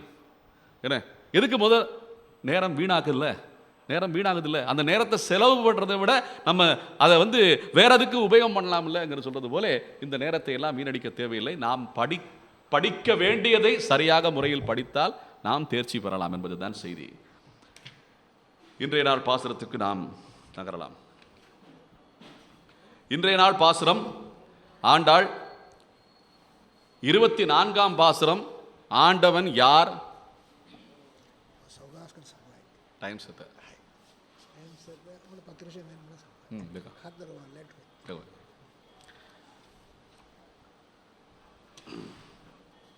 இப்ப இன்றைய நாள் பாசுரத்துக்கு போவதற்கு முன்னால் ஒரு சின்ன செய்தி. ஏன்னா இந்த 5 பாசுரங்களிலே சொல்லப்பட்ட விஷயங்கள் இந்த உலக இயற்கை விஷயமாக சொல்லிக்கொண்டே வந்திருக்கிறார் ஆண்டாள். ஒவ்வொரு பாசுரத்திலையுமே ஆண்டவனை விடாமல் எல்லா இயற்கையும் இயற்கை வளங்களும் நன்றாக இருக்க வேண்டும் என்று சொல்லிக்கொண்டே பெண் பிள்ளைகளை எழுப்பிக்கொண்டே கோஷ்டி சேர்க்கிறாள் ஆண்டாள். அப்படி சேர்த்துக்கொண்டே வரும்போது கண்ணனை போற்றிக்கொண்டே வருகிறாள் ஆண்டாள். எல்லா திசையிலையும் பார்த்தீங்கன்னா நம்ம நமக்கு வணங்குற முறை இருக்குல்ல, ரொம்ப சுலபமாக இருக்குங்க. நம்ம கோயிலுக்கு போகிறோம், கோயில் கதவு சாத்திருச்சுன்னா அருள் கிடைக்காதா? பதட்டம் ஆகணுமா? தேவையில்லை. அந்த கோயிலில் சாத்திர உன்ன வெளியே வர்ற அந்த அர்ச்சகர் இருக்கார, அவரை பார்த்து வணங்கினாலே சுவாமியை பார்த்த மாதிரின்னு சொல்கிறாங்க. ஏன் கோபுர தரிசனம் கோடி புண்ணியம்னு சொல்கிறாங்க. ஏன்னா நமக்கு வணங்குற முறையில் பதட்டம் தேவையில்லை. அதுதான் முக்கியமாக நம்ம தெரிஞ்சுக்கணும். நம்ம அப்படியே பதறோம், இப்படி நடந்துருச்சோ அவ்வளோதான் நம்ம வாழ்க்கை போயிருச்சோ அப்படின்னு பதறோம். பார்த்தீங்களா? அந்த பதட்டம் எல்லாம் சனாதன தர்மத்தில் கிடையாது. நிதானம் தான் மிகையாக கூட வேண்டும். உண்மையிலேயே சனாதன தர்மத்தில் நம்ம பதட்டமே அடைய தேவையில்லை. அந்த பதட்டம் குறைய வேண்டும் என்பதற்காகத்தான் இவ்வளவு பாசுரங்களும். ஆண்டாளே ஸ்ரீரங்கத்துக்கு ஒரே தடவை தான் போயிருக்கா, திருவேங்கடத்துக்கு போகவே இல்லை. இன்னைக்கும் பார்த்தீங்கன்னா ஆண்டாளுடைய மாலை தான் அங்கே பிரம்மோற்சவம் நடக்கும் போது கருடாழ்வார் வெளியே வரும்போது மாலை சாத்துறாங்க. இங்கிருந்து அங்கே மாலை போகுது. போகாத ஊருக்கு மாலை, அவளுடைய மாலை போகுதுன்னா எவ்வளவு பெரிய பெருமை பார்த்தீங்களா ஆண்டாளுக்கு. அப்ப இதெல்லாம் நம்ம புரிஞ்சுக்கணும். இங்க இருக்கிற கள்ளழகருக்கு என்ன வருகின்ற மாலை ஆண்டாளுடைய மாலை தான் வருது. எப்ப சித்திரை திருவிழா அப்ப என்ன அந்த அளவுக்கு வஸ்திரம் திருவேங்கடத்திலிருந்து ஆண்டாளுக்கு வருது. திருப்பி ரிட்டர்ன் கிஃப்ட் எப்படி இருக்கு பாத்தீங்களா?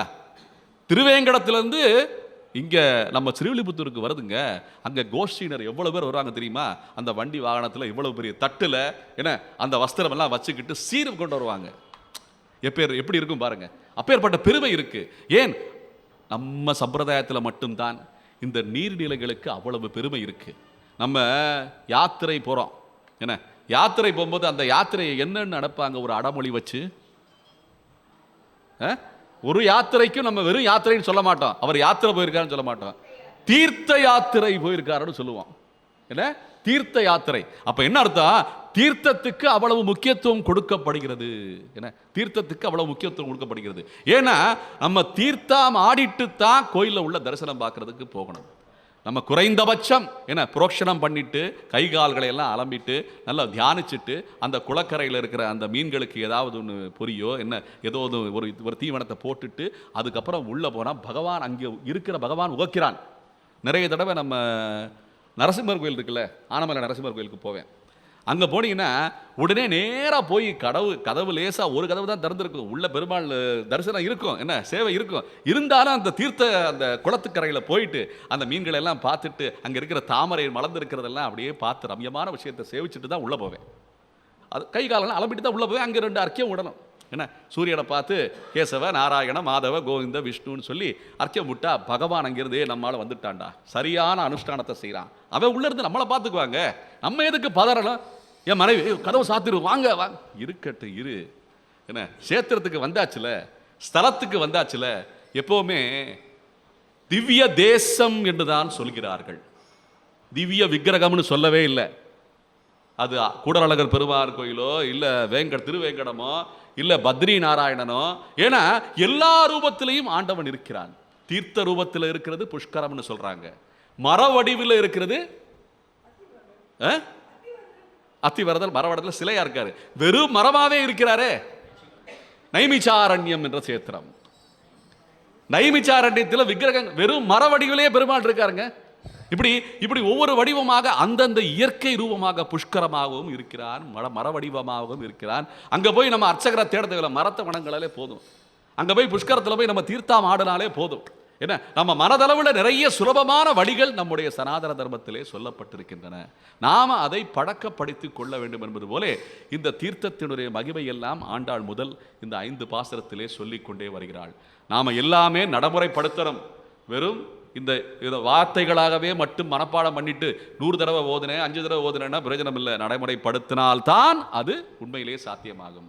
இந்த வேதாந்தங்க விஷயங்கள் எல்லாமே இதுல போட்டி தேவையில்லைங்க, இதுல போட்டியெல்லாம் தேவையில்லை. இவர் இவ்வளவு பாசுரம் படிச்சிருக்காருப்பா, பகவத்கீதையை கரைச்சி குடிச்சிருக்காருப்பா, என்ன இவ்வளவு யாத்திரை போயிருப்பாருப்பா, அப்படிலாம் தேவையில்லை.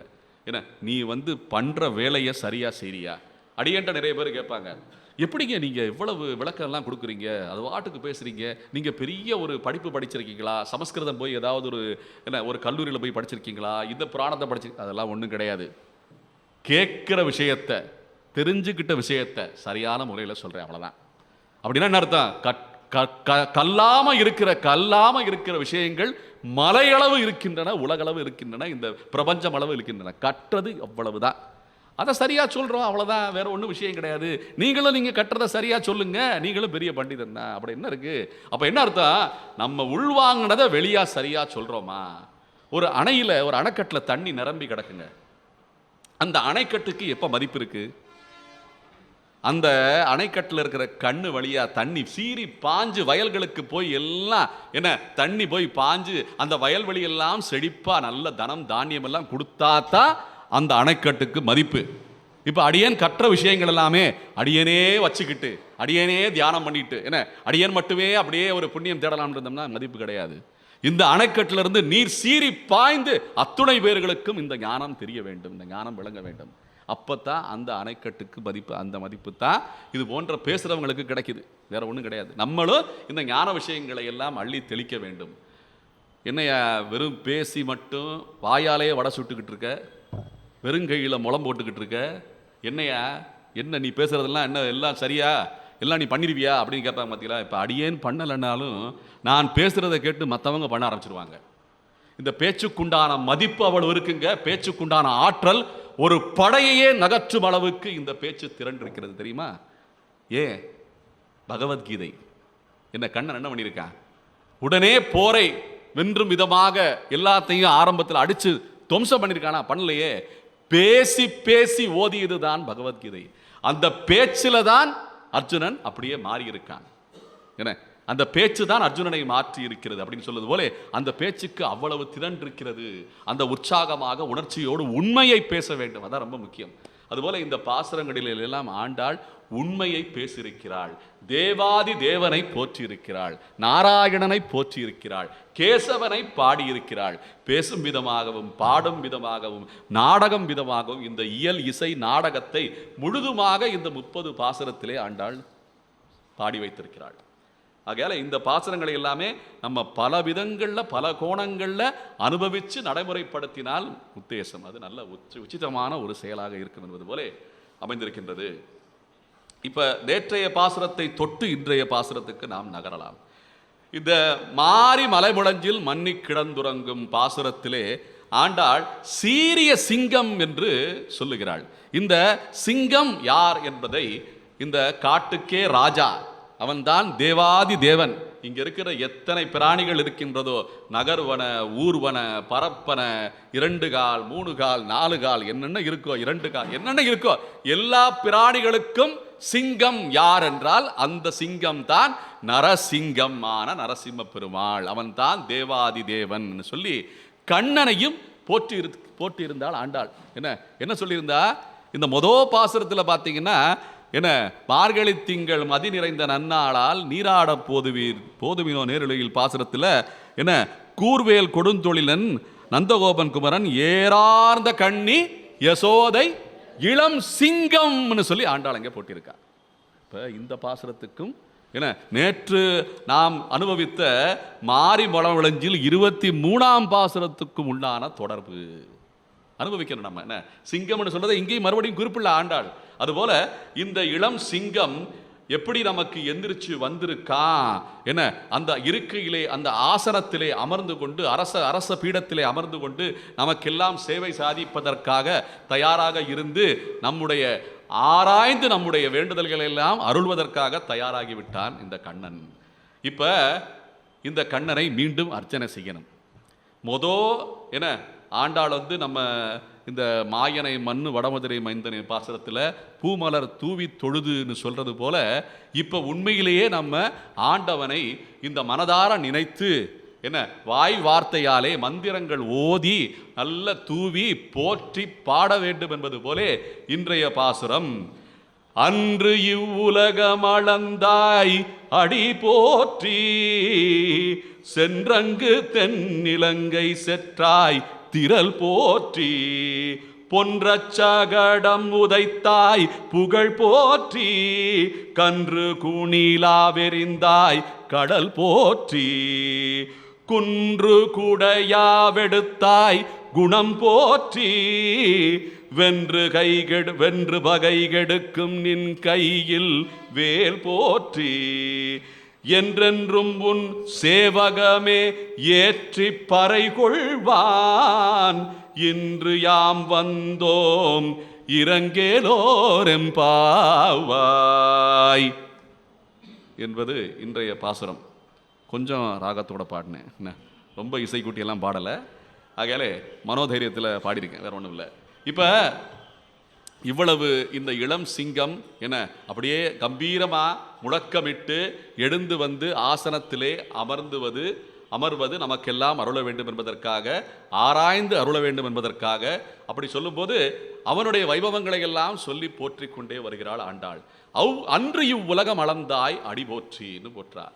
அப்போ இந்த பாசுரத்தில் நம்ம ரொம்ப சுலபமாக ஞாபகம் வச்சுக்கிறதுக்கு உண்டான எதுகை முகனை என்ற இந்த தமிழ் இலக்கண யாப்பிலக்கண தன்மை இதிலே இருக்கிறது, அந்த லட்சணம் இருக்கிறது. எப்படி தெரியுமா?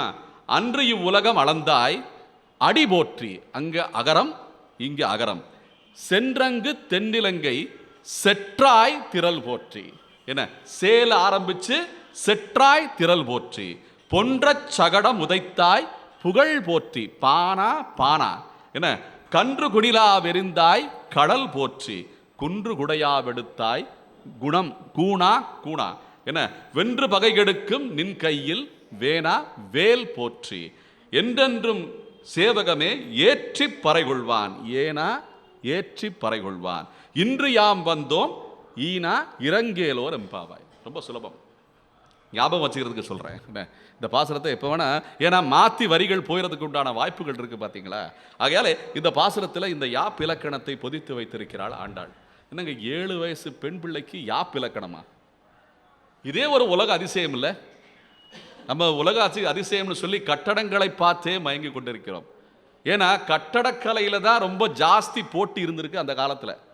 ஆகையால் இந்த கட்டடக்கலை, அங்கே பிரமிடு, இங்கே தாஜ்மஹால், அங்கே அந்த டவரு அப்படின்னு சொல்லி இந்த உலக அதிசயங்களை வெறும் கட்டடமாகவே பார்த்து நாம் மயங்கி விடுகிறோம். சைனாவில் இருக்கிற அந்த கட்டடங்கள், அப்படியே சொல்கிறது புரியுதா? இதில் ஒரு சித்து விளையாட்டு இருக்குது. இது ஒரு வித்தை இருக்குது. ஏன்னா இந்த கட்டடத்தை காமிச்சு வசூல் பண்ண ஆரம்பிச்சிட்டாங்க. அப்போ இந்த 7 அதிசயங்கள்னா வெறும் இந்த கட்டடத்தை மட்டும்தான் அதிசயமாக பார்க்க வேண்டிய நிலைமைக்கு நம்மளை கொண்டு போயிட்டாங்க. ஏன் வார்த்தையில் அதிசயம் இல்லையா? இயற்கையில் அதிசயம் இல்லையா? எவ்வளோ அதிசயங்கள் இருக்கே. இந்த ஹிமாலயம் மலையே, இந்த ஹிமாச்சலமே ஒரு அதிசயம்தான். எப்படி இந்த ஹிமாச்சல குன்றே உலகத்தில் பெரிய அதிசயம். இதெல்லாமே என்ன? அப்போ அந்த அளவுக்கு அதிசயங்கள்லாம் நிறைய இருக்கு. ஆண்டாளுடைய பாசுரமும் ஒரு அதிசயம், இதுவும் ஒரு அதிசயம். என்ன ஆகையாலே இந்த பாசுரத்தில் ஆண்டாள் இந்த எதுகை முகனையோடே பாடி வைத்திருக்கிறாள். அன்று உலகம் அளந்தாய் அடி போற்றி என்று போற்றுகிறாள். இப்போ இந்த உலகளந்த பெருமான ஆண்டாள் அடிக்கடி போத்துக்கிட்டே வர்றான். ஏன்னா இதுக்கு முன்னாடி பார்த்த பாசுரத்தில் ஓங்கி உலகளந்த உத்தமன் பேர்பாடின்னு போற்றினான். இன்னைக்கு பாசுரத்தில் பார்த்தீங்கன்னா அன்று இவ்வுலகம் அளந்தாய் அடி போற்றி, சென்றங்கு தென்னிலங்கை செற்றாய் திரள் போற்றின்னு சொல்றான். இப்போ இந்த இலங்கை மாநகருக்கு சென்று இராவணனை என்ன செற்ற என்ன போரலை வென்றன்னு அர்த்தம். இந்த இராவணனை வென்ற இந்த அந்த சம்பவத்தை இதில் குறிப்பிடும்போது சென்றங்கு தென்னிலங்கை செற்றாய்னு போட்டுறா ஆண்டாள். இப்போ செற்றால் என்ன அர்த்தம்? வார்த்தை இருக்குல்ல, இந்த செற்றுங்கிற வார்த்தை செத்தா எப்படி இருக்கும்னு அர்த்தம். கொல்றதுன்னு அர்த்தம், வேற ஒன்றும் கிடையாது. நம்ம செத்த பையன்னு சொல்கிறோம், என்ன அவன் செத்து விட்டான்னு சொல்கிறோம். இந்த தமிழ் இலக்கிய தமிழ் செற்று விட்டான்னா அவன் உயிரோட இல்லைன்னு அர்த்தம். அப்போ இந்த சென்றங்கு தென்னிலங்கை செற்றாய் திரள் போற்றின்னு சொல்லி ஆண்டாள் இந்த அவன் செத்துட்டான், ராவணன் இறந்து விட்டான்னு சொல்றதுக்கு செய்தியாக அது சொல்கிறான் ஆண்டாள். பொன்ற சகடம் உதைத்தாய் புகழ் போற்றின்னு ஆண்டாள் போற்றுறான். இந்த சகடாசுரன் இருக்கான்ல, இவன் ஏற்கனவே மாயனை மண்ணு வடமதுரை மைந்தன்ல அந்த பாசுரத்தில் பார்த்தீங்கன்னா இதே இந்த சகடாசுரன் வந்ததை குறிப்பிட்டிருக்கிறாள் ஆண்டாள். நேற்று பார்த்தோம்ல, மாயனை இல்லை புல்லும் சிலம்பனுக்கான் கள்ளச்சகடம் கலக்கடிய காலோச்சி, இந்த சகடாசுரனை தான் குறிப்பிட்டிருக்க ஆண்டாள். இங்கே இந்த பாசுரத்தில் பார்த்தீங்கன்னா இந்த பாசுரத்தில் பொன்ற சகடம், ஏற்கனவே சகடாசுரனை கொன்ற அந்த தூக்கி விளாசனை எரிந்த அந்த சம்பவத்தை ஆண்டாள் அந்த பாசுரத்தில் நேற்று புல்லும் சிலம்பினகான் பாசுரத்தில் குறிப்பிட்டிருக்கா. மீண்டும் அந்த சம்பவத்தை இங்கே குறிப்பிட்டு பாடுகிறாள். பொன்ற சகடம் உதைத்தாய் புகழ் போற்றின்னு சொல்லி, கன்று குடிலா வெறிந்தாய் களல் போற்றி, குன்று குடையாவெடுத்தாய் குணம் போற்றி. என்னங்க, ஒரு உண்மையை நம்ம புரிஞ்சுக்கணும். இதில் இந்த பாசுரத்திலிருந்து வர்ற செய்தி என்னன்னா, எல்லா வடிவங்களையும் நல்லதும் இருக்கு கெட்டதும் இருக்கு. இப்போ இந்த சக்கரம், இந்த பொன்ற சக்கரம், இந்த சக்கரத்தை ஆண்டவன் தன் கையிலே சக்கராயுதமாக வைத்திருக்கிறான். என்ன, அது நல்லது. இது போன்ற பொய் சக்கரங்கள், ஏவப்படுகின்ற சக்கரங்கள், என்ன கம்சன் போலே பல அசுரர்களாகவும் பல துர்குணம் நிறைந்தவர்களாலும் ஏவப்படுகின்ற சக்கரங்கள் இது போன்ற வண்டி சக்கரங்கள். இது பொய் சக்கரம், இது சத்திய சக்கரம். அது ஆகையாலே ஒரு பொய்யும் இருக்கு, ஒரு உண்மையும் இருக்கு, ஒரு பொய்யும் இருக்கு. அப்படின்னா இதை ஆராய்ந்து அறியக்கூடிய வாய்ப்பு நமக்கு இந்த ஆண்டாள் கொடுக்கிறாள்.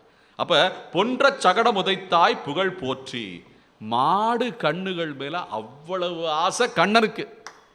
இந்த மாடு கண்டுகளை வளர்த்து அதனோடு மேய்ச்சலுக்கு சென்று அதற்கு நீரூட்டி என்ன அதனை சீராட்டி வளர்க்க வேண்டும் என்பதற்காகவே எடுக்கப்பட்ட ஒரு அவதாரம் தான் இந்த கோவிந்த கோபால அவதாரம். நான் சொல்றது புரியுதா? இந்த கோகுலத்துக்கு பிறக்கணும், இந்த ஆயர் குலத்துக்கு ஒரு ஏற்றமளிக்க வேண்டும், ஆயர் குலத்தினில் தோன்றும் அணி விளக்காக அவதாரம் எடுத்திருக்கிறான் கண்ணன். அப்ப இந்த பசு கண்ணு மேல எவ்வளவு ஆசைங்க. என்ன, இந்த ஆசையுள்ள அதே கன்றின் ரூபமாக ஒரு அசுரனை அனுப்பியிருக்கிறான் கம்சன். நம்ம எதுக்கு ஆசைப்படுறோமோ அது எல்லாமே நல்லதான் நமக்கு தெரியாது. இதான் இதுல இருக்கிற செய்தி. நம்ம எதுக்கு ஆசைப்படுறோமோ அது எல்லாம் நமக்கு நன்மை பயக்கும் என்று நாம் ஆராய்ந்து பார்க்க வேண்டிய அந்த நிலைமையில தான் இன்னைக்கு இருக்கோம். அதே நிலைமையில தான் கண்ணனும் இருந்திருக்கிறான் அப்போது. அப்ப இந்த ஆசையாக இருக்கின்ற ஒரு கன்றின் வடிவமாக வத்சாசுரனாக ஒரு அசுரன் கிளப்பி விடப்பட்டிருக்கான் கம்சனால. படியன்னு சொல்றது புரியுதா? நம்ம எதுக்கு ஆச்சரியப்பட்டு ஆசைப்பட்டு போகிறோமோ அது எல்லாம் நமக்கு நன்மை கொடுக்குமா, நம் சமூகத்துக்கு நன்மை கொடுக்குமா, நாம் உண்மையிலேயே ஆசைப்படுவதை அது நிறைவேற்றுமா என்பதை ஆராய்ந்து பார்க்க வேண்டும். அது உண்மையிலேயே அது நல்லதா, அந்த கன்று உண்மையிலேயே கன்றான்னு பார்த்தா அது கன்று கிடையாது, அது ஒரு அசுரன், அது வத்சாசுரன். ஆகையாலே கன்று குணிலா வெறிந்தாய் கடல் போற்றி. ஒரே கல்ல ரெண்டு மாங்கான்னு சொல்லுவோம்ல, ஒரே எரிச்சல்ல ஒரே எரிப்பில் அந்த எரிக்கும் போது என்ன சொல்ற, அதை அப்படியே தூக்கி வீசும் போது ரெண்டு அசுரர்கள் மாண்டார்களாம். ஒன்று விளாம்பரமாக இருந்த அசுரன், இன்னொன்று வத்சாசுரன். என்ன, ரெண்டு அசுரர்களுமே இந்த கண்ணை அப்படியே இந்த கன்று குட்டியை எடுத்து அப்படியே வீசினானா, மரத்தில் இருக்கிற விளாம்பரமா ஒரு அசுரன் இருந்திருக்கானா, இதை வீசினதுல அதை உதைச்சு அதுவும் காலி ஆயிருச்சு, இந்த கன்று குட்டியும் காலி ஆயிருச்சா. அப்ப இந்த கண்ணன், ஆஹா கண்ணு எவ்வளவு அழகா இருக்கே, இந்த கன்றுக்குட்டி பாசத்தோட மற்ற கன்றுக்குட்டிகளோட சேர்த்து வளர்க்கலாம்னு அழைச்சு போயிருக்கலாம் இல்ல. ஆனா இந்த கன்றுக்குட்டி அசுரன் என்பதை ஆராய்ந்து அறிந்திருக்கிறான் யார்? கண்ணன். அப்ப இந்த ஆராய்ச்சி நம்மளும் பண்ணணும்ல. உதாரணத்துக்கு கேட்கிறேன், நம்ம பாரத தேசத்துடைய மதிப்பு யாராவது சொல்ல முடியுமா? இந்த பாரத தேசத்துடைய மதிப்பு என்ன? இன்னைக்கு ஜிடிபிங்கிறோம், பல வார்த்தை உபயோகம் பண்ணுறோம், ஜிடிபிங்கிறோம், அப்புறம் ஏதோ வார்த்தையால் இந்த பாரத தேச மதிப்பை அப்பப்போ ஏற்றுறாங்க, இன்ஃப்ளேஷனுங்கிறோம். என்ன, இந்த மதிப்பு கூடுதுங்கிறோம், பட மதிப்பு கூடுதுங்கிறோம், குறையுதுங்கிறோம். எதை வச்சு சொல்கிறோம்னா ஏதாவது ஒரு கணிப்பை வச்சுக்கிட்டு தான் சொல்கிறோம். அந்த கணிப்பு முழுமையான கணிப்பான்னா கிடையாதுங்க. இந்த பாரத தேசத்தை ஏழை நாடுன்னு சொல்கிறோமா, பணக்கார நாடுன்னு சொல்கிறோமா? நம்ம நினச்சிக்கிட்டு இருக்கிறது என்ன? ஏழை நாடுன்னு தான் நினச்சிட்டு இருக்கோம். உண்மையிலேயே ஏழையா?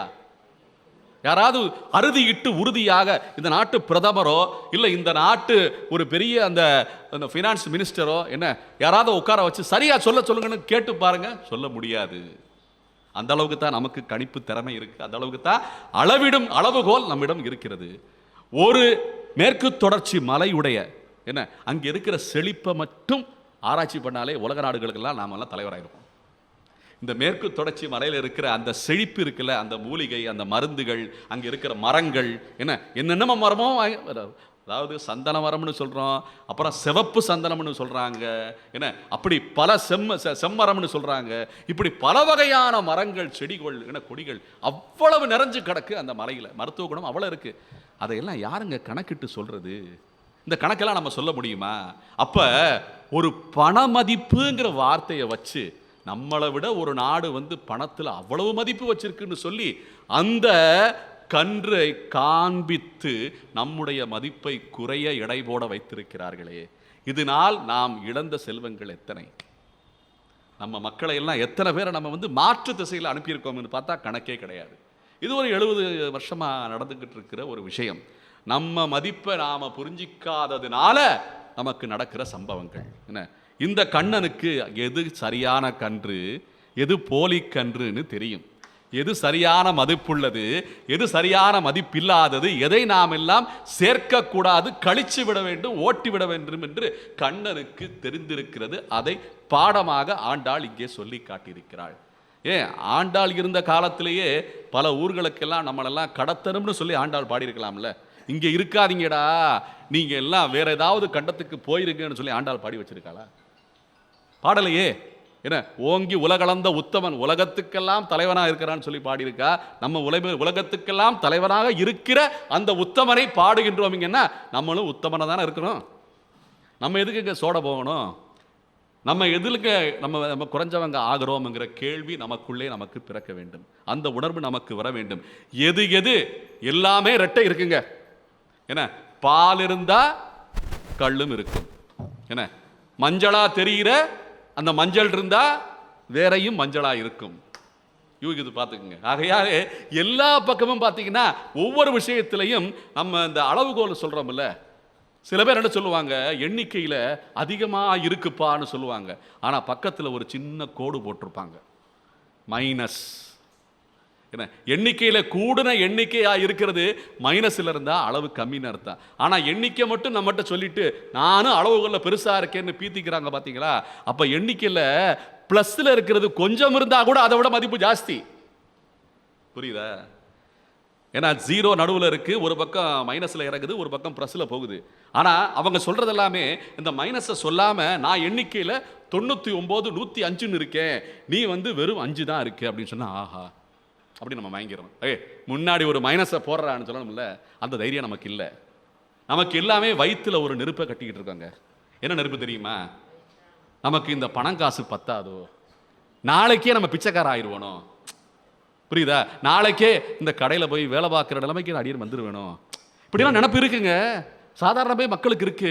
நம்ம அவ்வளோதான்ப்பா, நம்ம ரிட்டையர்மெண்ட் லைஃப்பில் அவ்வளோதான் முடிஞ்சு, நம்ம யார்கிட்டையும் போய் யாசகம் பண்ணணும் போலப்பா, அப்படிலாம் சிந்தனையில் பலவீனப்படுத்தி வைத்திருக்கிறார்கள் நம்முடைய நாட்டிலே. அது அரசியலாகவும் இருக்கலாம், வேற ஏதோ ஆதாயத்துக்காக இருக்கலாம், வியாபாரிகள் இருக்கலாம், எப்படி வேணா இருக்கலாம். பொதுவாக அடியேன் ஆலோசனை செய்து தெரிந்து கொண்ட விஷயங்கள் இது எல்லாமே. ஏன்னா நிறைய பணம் காசு நிறைய படைத்தவர்கள், என்ன வீடு வாகனம் வண்டிகள் நிறைந்தவர்கள் கூட இந்த பலவீனத்திலே போய் விழுகிறோம். இதெல்லாம் எதற்குங்கிறது நாம் தான் ஆலோசித்து பார்க்க வேண்டும். ஆகையாலே இந்த அசுர விஷயங்களிலே நிறைய தாக்கப்பட்டிருக்கின்ற இந்த பாரத தேசம் இனிமேலாவது ஞான விஷயத்திலே மிளிர்ந்து மீண்டும் துடித்து எழ வேண்டும். என்ன மீண்டும் எழ வேண்டும், அதான் ரொம்ப முக்கியம். இந்த ஞானத்தை நாம் பெருக்க பெருக்க தைரியம் கூட கூட நாமும் தேசமுடையவர்கள் ஆகிறோம், நானும் தேசமுடையவர்கள் ஆகிறோம். அப்பதான் இந்த நாட்டு பற்று பிறக்கும். கண்டத சொல்லியும் குழப்பியும், அடியன் அன்னைக்கு சொன்னது போல ஒரு 1000 முட்டாள்களை சேர்த்து, அடியன் சொல்றது என்னன்னா 1000 முட்டாள்களை சேர்த்து என்ன ஒருத்தன் தலைவன் ஆயிட்டான். ஆஹா 1000 முட்டாள்கள், 1000 பேர். இப்ப முட்டாள்கள் கிடையாது, அவங்க எல்லாம் 1000 பேர்.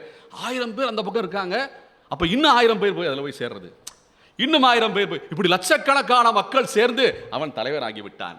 ஆனால் என்றென்றைக்கும் எப்பொழுதும் எக்காலத்திற்கும் அவன் எத்தனை பேருக்கு தலைவனாக இருந்தாலும் அவன் முட்டாள்களின் தலைவன் தான் என்பதை புரிந்து கொள்ள வேண்டும். 100 அறிவாளிகளுக்கு தலைவனாக இருப்பது சரியா, 1000 முட்டாள்களுக்கு தலைவனாக இருப்பது சரியா என்பதை நாம் முடிவெடுக்கும் தருணம் இது. அடியே அரசியல் பேச நினைச்சுக்காதீங்க. என்ன தலைவனுங்கிறது நமக்கு ஆட்சியாளர்களை மட்டும் சொல்லல, இந்த ஊர்ல இருக்கிற ஒவ்வொரு சங்கத்து தலைவர்களுக்கும் சேர்த்து தான் சொல்றேன். என்ன எவன் எப்படி இயங்க வேணுமோ அவன் அப்படி இயங்கணும். அந்த சங்கத்துக்குண்டான அந்த நிறுவனத்துக்குண்டான கொள்கை கோட்பாடு குறிக்கோள் அதன்படி அந்த சங்கம் இயங்கினால்தான் அது உண்மையிலேயே சங்கம். என்ன அப்ப அந்த சங்கத்தை நம்ம சங்கநாதம் பண்ணி ஊதணும் இல்ல. ஆகையாலே நல்ல ஆராய்ந்து நமக்கு அவன் அருளணும், அவன் அருள்றான், நம்ம ஆராய்ச்சி பண்றோமா, அவன் அருளை நம்ம ஏத்துக்கிறோமானா அது கேள்வி. ஆகையால இது மிகப்பெரிய சமூக செய்தி, இது இன்னைக்கு தேவைப்படுகின்ற அத்தியாவசிய செய்தி இதெல்லாமே. இப்ப இதே கீதா பவனம் என்ன ஒரு பாத்திர கடைக்கு வாடகைக்கு விட்டுருக்கலாம்ல, அப்படின்னு சொல்றது சரிதானே, தவறா எதுவும் இல்லையே. இதே கீதா பவனத்தை ஒரு பாத்திர கடைக்கு குறைந்தபட்சம் முன்னாடியாச்சும் 2-3 கடை கட்டி என்ன வாடகை விட்டுருக்கலாம்ல. இவ்வளவு பெரிய வளாகத்தை பத்மநாப ஐயர் எப்படி விட்டு சென்றாரோ அப்படியே இன்றளவும் நாம் இந்த கீதையையும் சத் விஷயங்களையும் கூட்டி சத்சங்கங்களை கூட்டி ஞானத்தை பெருக்க வேண்டும் என்ற அந்த கொள்கையை எள்ளளவும் விட்டு கொடுக்கல. பாத்தீங்களா? இதான் கண்ணன் பாராட்டுகிறான், ஆண்டாள் பாராட்டுகிறாங்க. புரியுதா அடியான் என்ன சொல்றேன்னு? என்ன எந்த ஒரு வத்சாசுரனையோ சகடாசுரனையோ நாம இந்த வளாகத்துல சேர்க்கல. புரியுதா? எந்த ஒரு வத்சாசுரனையோ எந்த ஒரு சகடாசுரனையோ நாம அண்ட விடவில்லை இது வரைக்கும். என்ன அதான் இந்த பாசுரத்தினுடைய நடைமுறை விளக்கமாக நாம் அனுபவிக்க வேண்டிய முக்கிய செய்தி. இது எல்லாமே சமூகத்துக்கு ரொம்ப முக்கியங்க. இது எல்லாமே ஒரு மயக்க நிலையில தான் இருக்கானுங்க. அவனுக்கே தெரியுது தான் செய்யறது தவறுன்னு சொல்லி, ஆனா வேற வழி இல்லை. ஏன்னா பக்கத்தில் இருக்கவங்க ஏற்றி விட்டு அதே தவறை தொடர வைக்கிறார்கள். சில பேர் இருக்காங்க நல்லவனா திருதன் நினைச்சா கூட திருந்த விட மாட்டாங்க பக்கத்தில் இருக்கிறாங்க. சிறு திரைப்படத்தில் பார்த்துருக்கீங்களா? ஒரு கூட்டம் இருக்கும், கொள்ளைக்கார கூட்டம் இருக்கும், ஒரு வில்லன் இருப்பான். ஏன்னா அந்த வில்லன் கூட்டத்தில் ஒரு தளபதி இருப்பான். அவன் நல்லவனா திருந்துறேன் அப்படின்னு சொல்லி ஒரு நாள் சொல்லிட்டு எல்லாருக்கும் விடை கொடுத்துட்டு போகணும்னு கிளம்புவான். அவன் சுற்றி இருக்கிற ஆளில் ஒருத்தன் அவனை சுட்டு கொன்றுவான். ஏண்டா நீ மட்டும் நல்லவனா திருந்து வெளியே போயிருவியா? அப்போ எங்களெல்லாம் பற்றி நீ கோல் சொல்ல போகிற வெளியில் போய் உன்னை விட்டுருவோமா? முடிச்சிருவோம். அப்போ நம்ம சேர்ற கூட்டம் என்ன மாதிரி கூட்டம்னு சொல்லி ஆராய்ந்து சேர வேண்டும். ஆரம்பத்திலிருந்தே இந்த கூட்டத்தில் நம்ம சேரலாமா, சேர்னா நமக்கு வாழ்க்கை விளங்குமா, இல்லை வாழ்க்கை அவ்வளோதானான்னு ஆராய்ச்சி பண்ணிட்டு தான் அந்த கூட்டத்துக்குள்ளே அடி எடுத்து வைக்க வேண்டும். ஒரு தடவை போயிட்டீங்க, முடிஞ்சது கதை. அவங்க எல்லாம் சேர்ந்து நம்மளை அமைக்கிடுவாங்க. இது பல விஷயங்களில் பல இடங்கள்ல இருக்குங்க, பல ரூபத்தில் இருக்குங்க. ஆகையால ரொம்ப ஜாக்கிரதையா முக்கியமாக இந்த கலியுகத்தில் நாம நகர்த்தணும், நம்முடைய வாழ்க்கையை நகர்த்த வேண்டும். ஏன்னா பல விஷயங்கள் இருக்கு. நேற்று சுவாமிகள் கேட்டாங்க, நேற்று நம்ம சுப்பிரமணியன் ஐயா ஒரு வார்த்தை கேட்டார், எப்படி இந்த முக்குணங்கள் என்ன எப்படி நமக்கு வாழ்க்கையிலே இருக்கிறது, என்ன சத்வம் ராஜசம் தாமசம்னு சொல்லி இந்த முக்குணங்கள் எப்படி நமக்கு வாழ்க்கை விளையாட்டில் காமிக்குதுன்னா, நமக்குள்ளே இந்த 3 குணங்களும் இருக்குங்க. என்ன இப்போ இந்த விளக்கு எரியறதுக்கு 3 சுவிட்ச் இருக்கும் தெரியுமா? நம்ம எந்த விளக்கை எரிக்கணும்னு சொல்லி நம்ம தான் முடிவு பண்ணணும். சின்ன விளக்கு இருக்கும், கொஞ்சம் நிதானமாக வெளியிற விளக்கு இருக்கும், கொஞ்சம் பிரகாசமாக எரியிற விளக்கு இருக்கும். அப்போ எந்த விளக்கு எப்போ எரிக்கணும்னு சொல்லி நமக்கு தெரியும். அப்போ இந்த முக்குணங்களை எப்படி நாம் கையாள வேண்டும் என்ற அந்த நேர்த்தியை சொல்லி தந்திருக்கிறார்கள் நம்முடைய முன்னோர்கள். என்ன அப்போ எதை எப்போ வளர்க்கணும்னு நமக்கு தெரியணும். நல்ல ஞான விஷயங்கள் நமக்கு கிடைக்கும் போது சத்வம் என்ற விளக்கை நாம் போட வேண்டும். என்ன பிடிச்சுக்கிறோம், நம்ம எங்க சத் விஷயங்கள் கிடைக்குதோ, எங்க முன்னோர்களுடைய என்ன அந்த தரிசனம் கிடைக்குதோ, எங்க மகான்களுடைய தரிசனம் அவங்களுடைய உபதேசம் கிடைக்குதோ அப்பெல்லாம் எடுத்து உள் வாங்கிக்கணும் நம்ம. என்ன அதுபோல எங்க எதை செய்யணும்னு சொல்ற அந்த விகிதத்திலே நாம் வாழ்க்கையை நடத்த வேண்டும். இப்போ உதாரணத்துக்கு நம்ம ஆஸ்பத்திரிக்கு போறோம். ஆஸ்பத்திரிக்கு போய் டாக்டர் ஊசி போட போறாரு. இந்த ஊசி போடும்போது ஒரு நபர் என்கிட்ட சொன்னாரு, பல் வலி இருக்கு, என்ன அந்த பல்ல பிடுங்க போறாங்க டாக்டர். நான் கேட்டேன், அவருக்கு 60 வயசுக்கு மேலே ஆகி போச்சுங்க. அவர் என்ன தெரியுமா ஒரு பதில் சொன்னாரு, எனக்கு என்ன ஆனாலும் நான் தைரியமா இருக்கேன். என்ன சொல்றாரு அவரு, எனக்கு என்ன பண்ணிட போறாரு, பல்லு தானே பிடுங்க போறாரு, பிடிக்கிட்டு போட்டோம், வலிக்கும் இல்லையா என்னையா, அதெல்லாம் நீ ஒன்றும் சரியா நீ செக்அப் பண்ணிக்கிட்டியா, உடம்பெல்லாம் நீ சரியா பரிசோதனை பண்ணிக்கிட்டியா, பிபி இருக்கு எப்படி இருக்கு, அதெல்லாம் ஒன்றும் கவலை இல்லைங்க, என்ன போனா உயிர் தானே போகும், போயிட்டு போகுது. எப்படி தைரியம் பாருங்க அவருக்கு. அப்ப இது என்ன அர்த்தம், இது என்ன குணம், இது சத்துவ குணமா ராஜச குணமா தாமச குணமானா, இது ஒரு வகையில தாமச குணம். என்னன்னா இந்த உடல் நித்தியம் கிடையாது என்ற உண்மையை அறிந்து இந்த உடல் வலியை என்ன உறக்கத்திலே ஆழ்த்தும் வண்ணம் நம்முடைய தைரியத்தை பெருக்குகிறார். ஒரு பக்கம் சத்துவம் என்ன உயிர் இருக்குன்னு சொல்லி, இன்னொரு பக்கம் தாமசம் இந்த உடலை அவ்வளவாக மதிப்பதில்லை. என்ன நல்ல பேணி காக்கிற இந்த உடலையே துச்சமாக மதிக்கும் வண்ணம் என்ன அதை தாமசிக்கிறார். என்ன அது வேண்டாம், அது அவ்வளவுதான், இந்த உடலை ஒரு கழிவு தானே அப்படின்னு சொல்லி என்ன ஆயிரப்போகுதுங்கிற ஒரு தைரியம். என்ன அந்த அளவுக்கு தைரியம் கூடுகிறது ஒரு பக்கத்திலே ராஜசம் என்னன்னா நாமெல்லாம் நம்மளை காத்துக்கொள்ள வேண்டும். அப்ப ஒரே நேரத்தில் 3 குணம் எப்படி இருக்கு பாத்தீங்களா? ஒன்று, நம்ம உதாரணத்துக்கு சொல்றேன், நம்ம சௌச்சாலைக்கு போறோம் பாத்தீங்களா, அப்ப எந்த குணங்க கூடியிருக்கும்? தாமச குணம் கூடியிருக்கும். ஏன்னா நம்ம அதை பத்தி கவலையப்படக்கூடாது, போய் கழிச்சுட்டு வந்துடணும். அப்ப போய் சத்துவ குணத்தோட ஆஹா ஓஹோன்னு ஆராய்ந்து பார்த்துக்கிட்டு இருக்க முடியுமா? அப்ப தாமச குணம் வேணும். ஏன்னா இதை கழிக்கணும், இது வேண்டாத ஒன்று, இதை உறக்கத்திலே தள்ள வேண்டும், இது நமக்கு வேண்டாத ஒன்று. அப்ப இந்த தாமசத்தையும் ராஜசத்தையும் சத்வத்தையும் வைத்துக் கொண்டுதான் இந்த உலகை நாம் கையாள முடியும். இப்ப இதே கண்ணன், ஆஹா வத்சாசுரன் வந்திருக்கான், ஆஹா எவ்வளவு அழகான கண்ணு, என்னதான் இருந்தாலும் கன்று இல்லை, நம்மளை அழிக்க வந்த கன்றை அப்படியே எடுத்து கொஞ்சிருந்தா வேற மாதிரி ஆயிருக்கும்ல.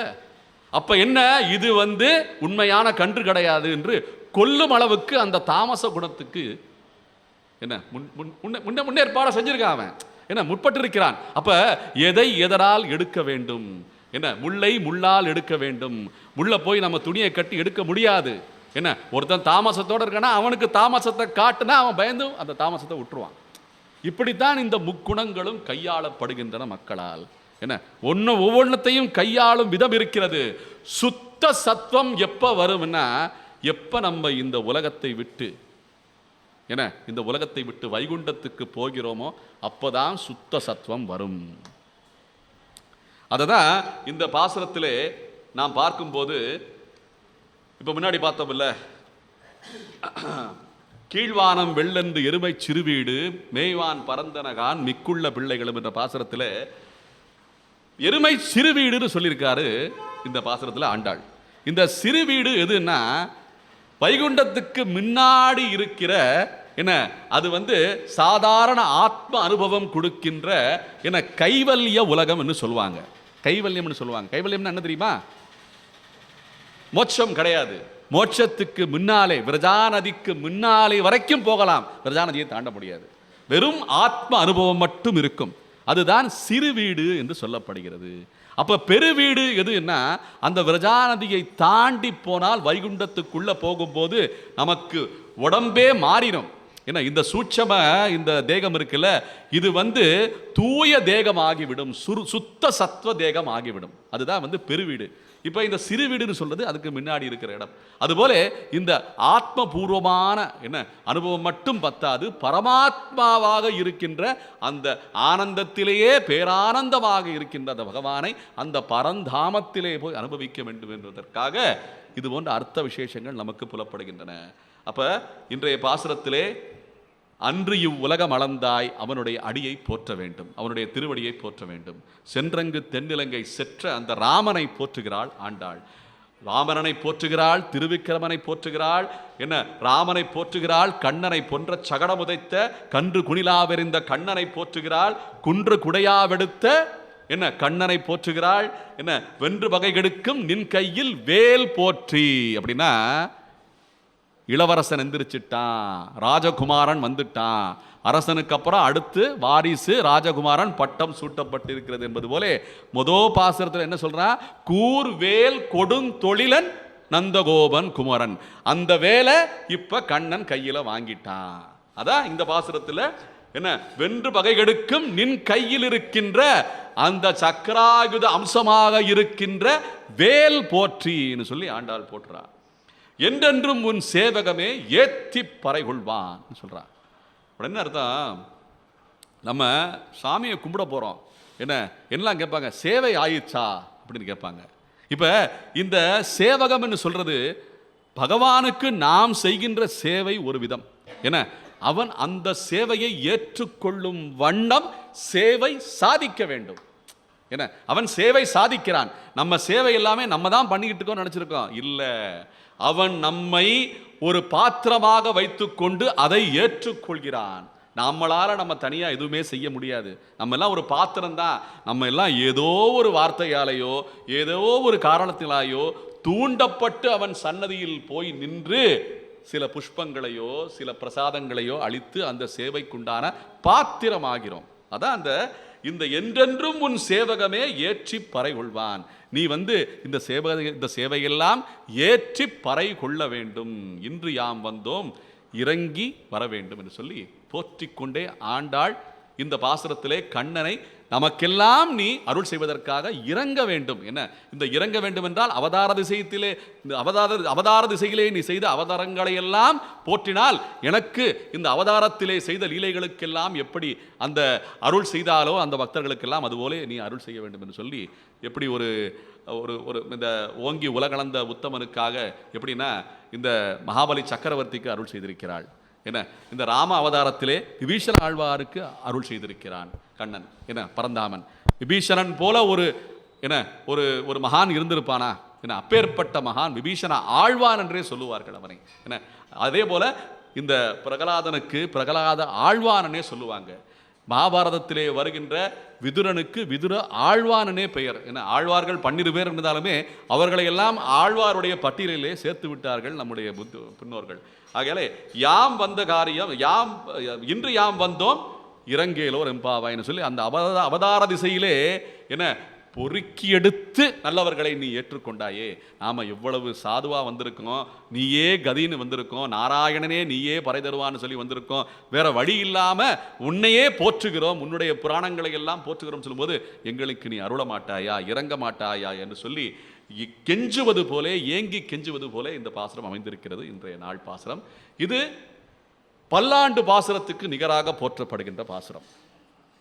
இந்த பாசுரம் பல்லாண்டுக்கு நிகராக இந்த பாசுரத்திலே போற்றி போற்றி போற்றி என்று போற்றுகிறார்கள்.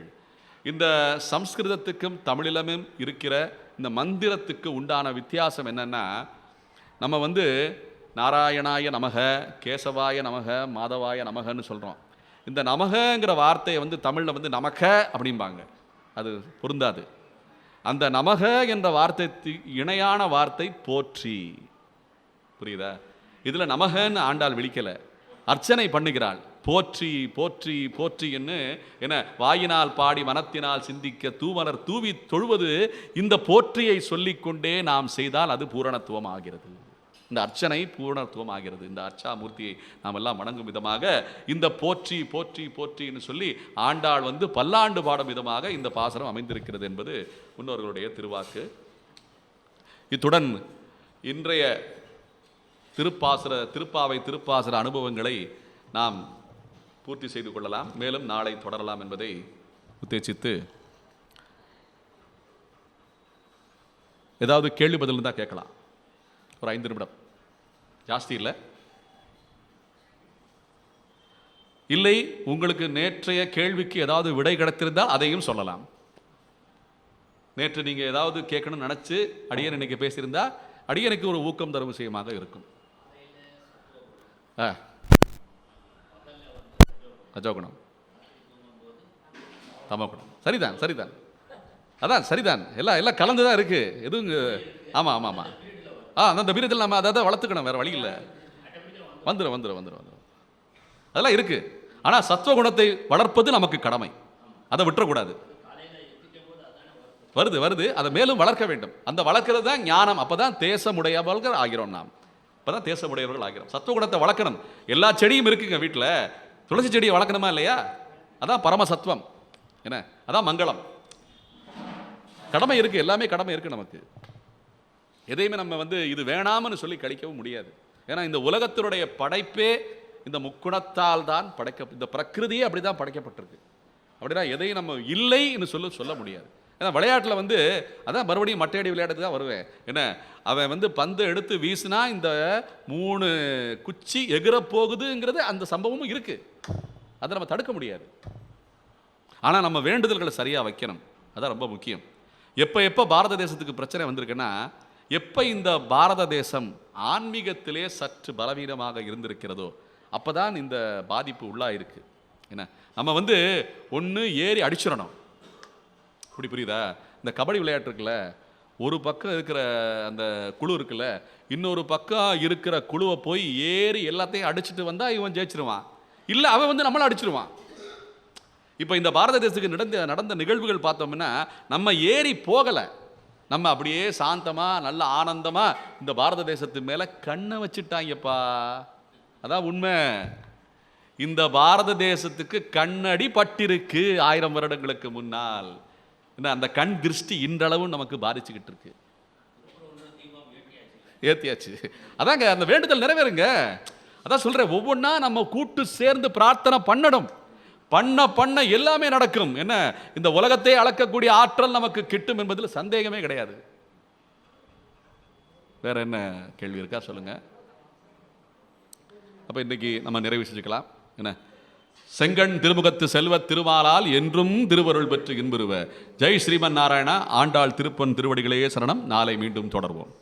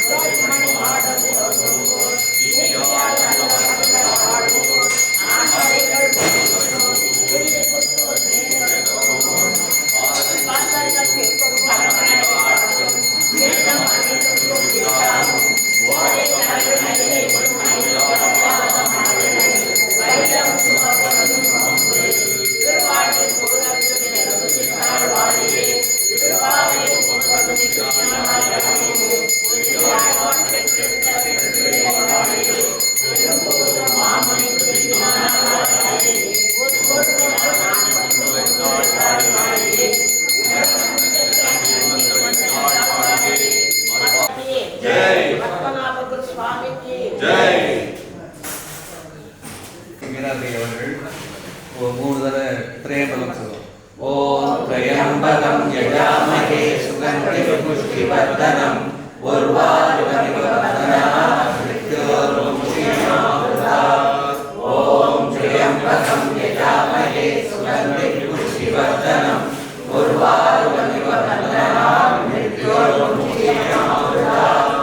ஓம் திரையம்பலம் யஜாமஹே சுகந்தி புஷ்டிவர்தனம் உர்வாருகமிவ வர்தனாத் மிருத்யோர்முக்திமாம்ருதாத். अन्नदाता सुखी भव, अन्नदाता सुखी भव, अन्नदाता सुखी भव.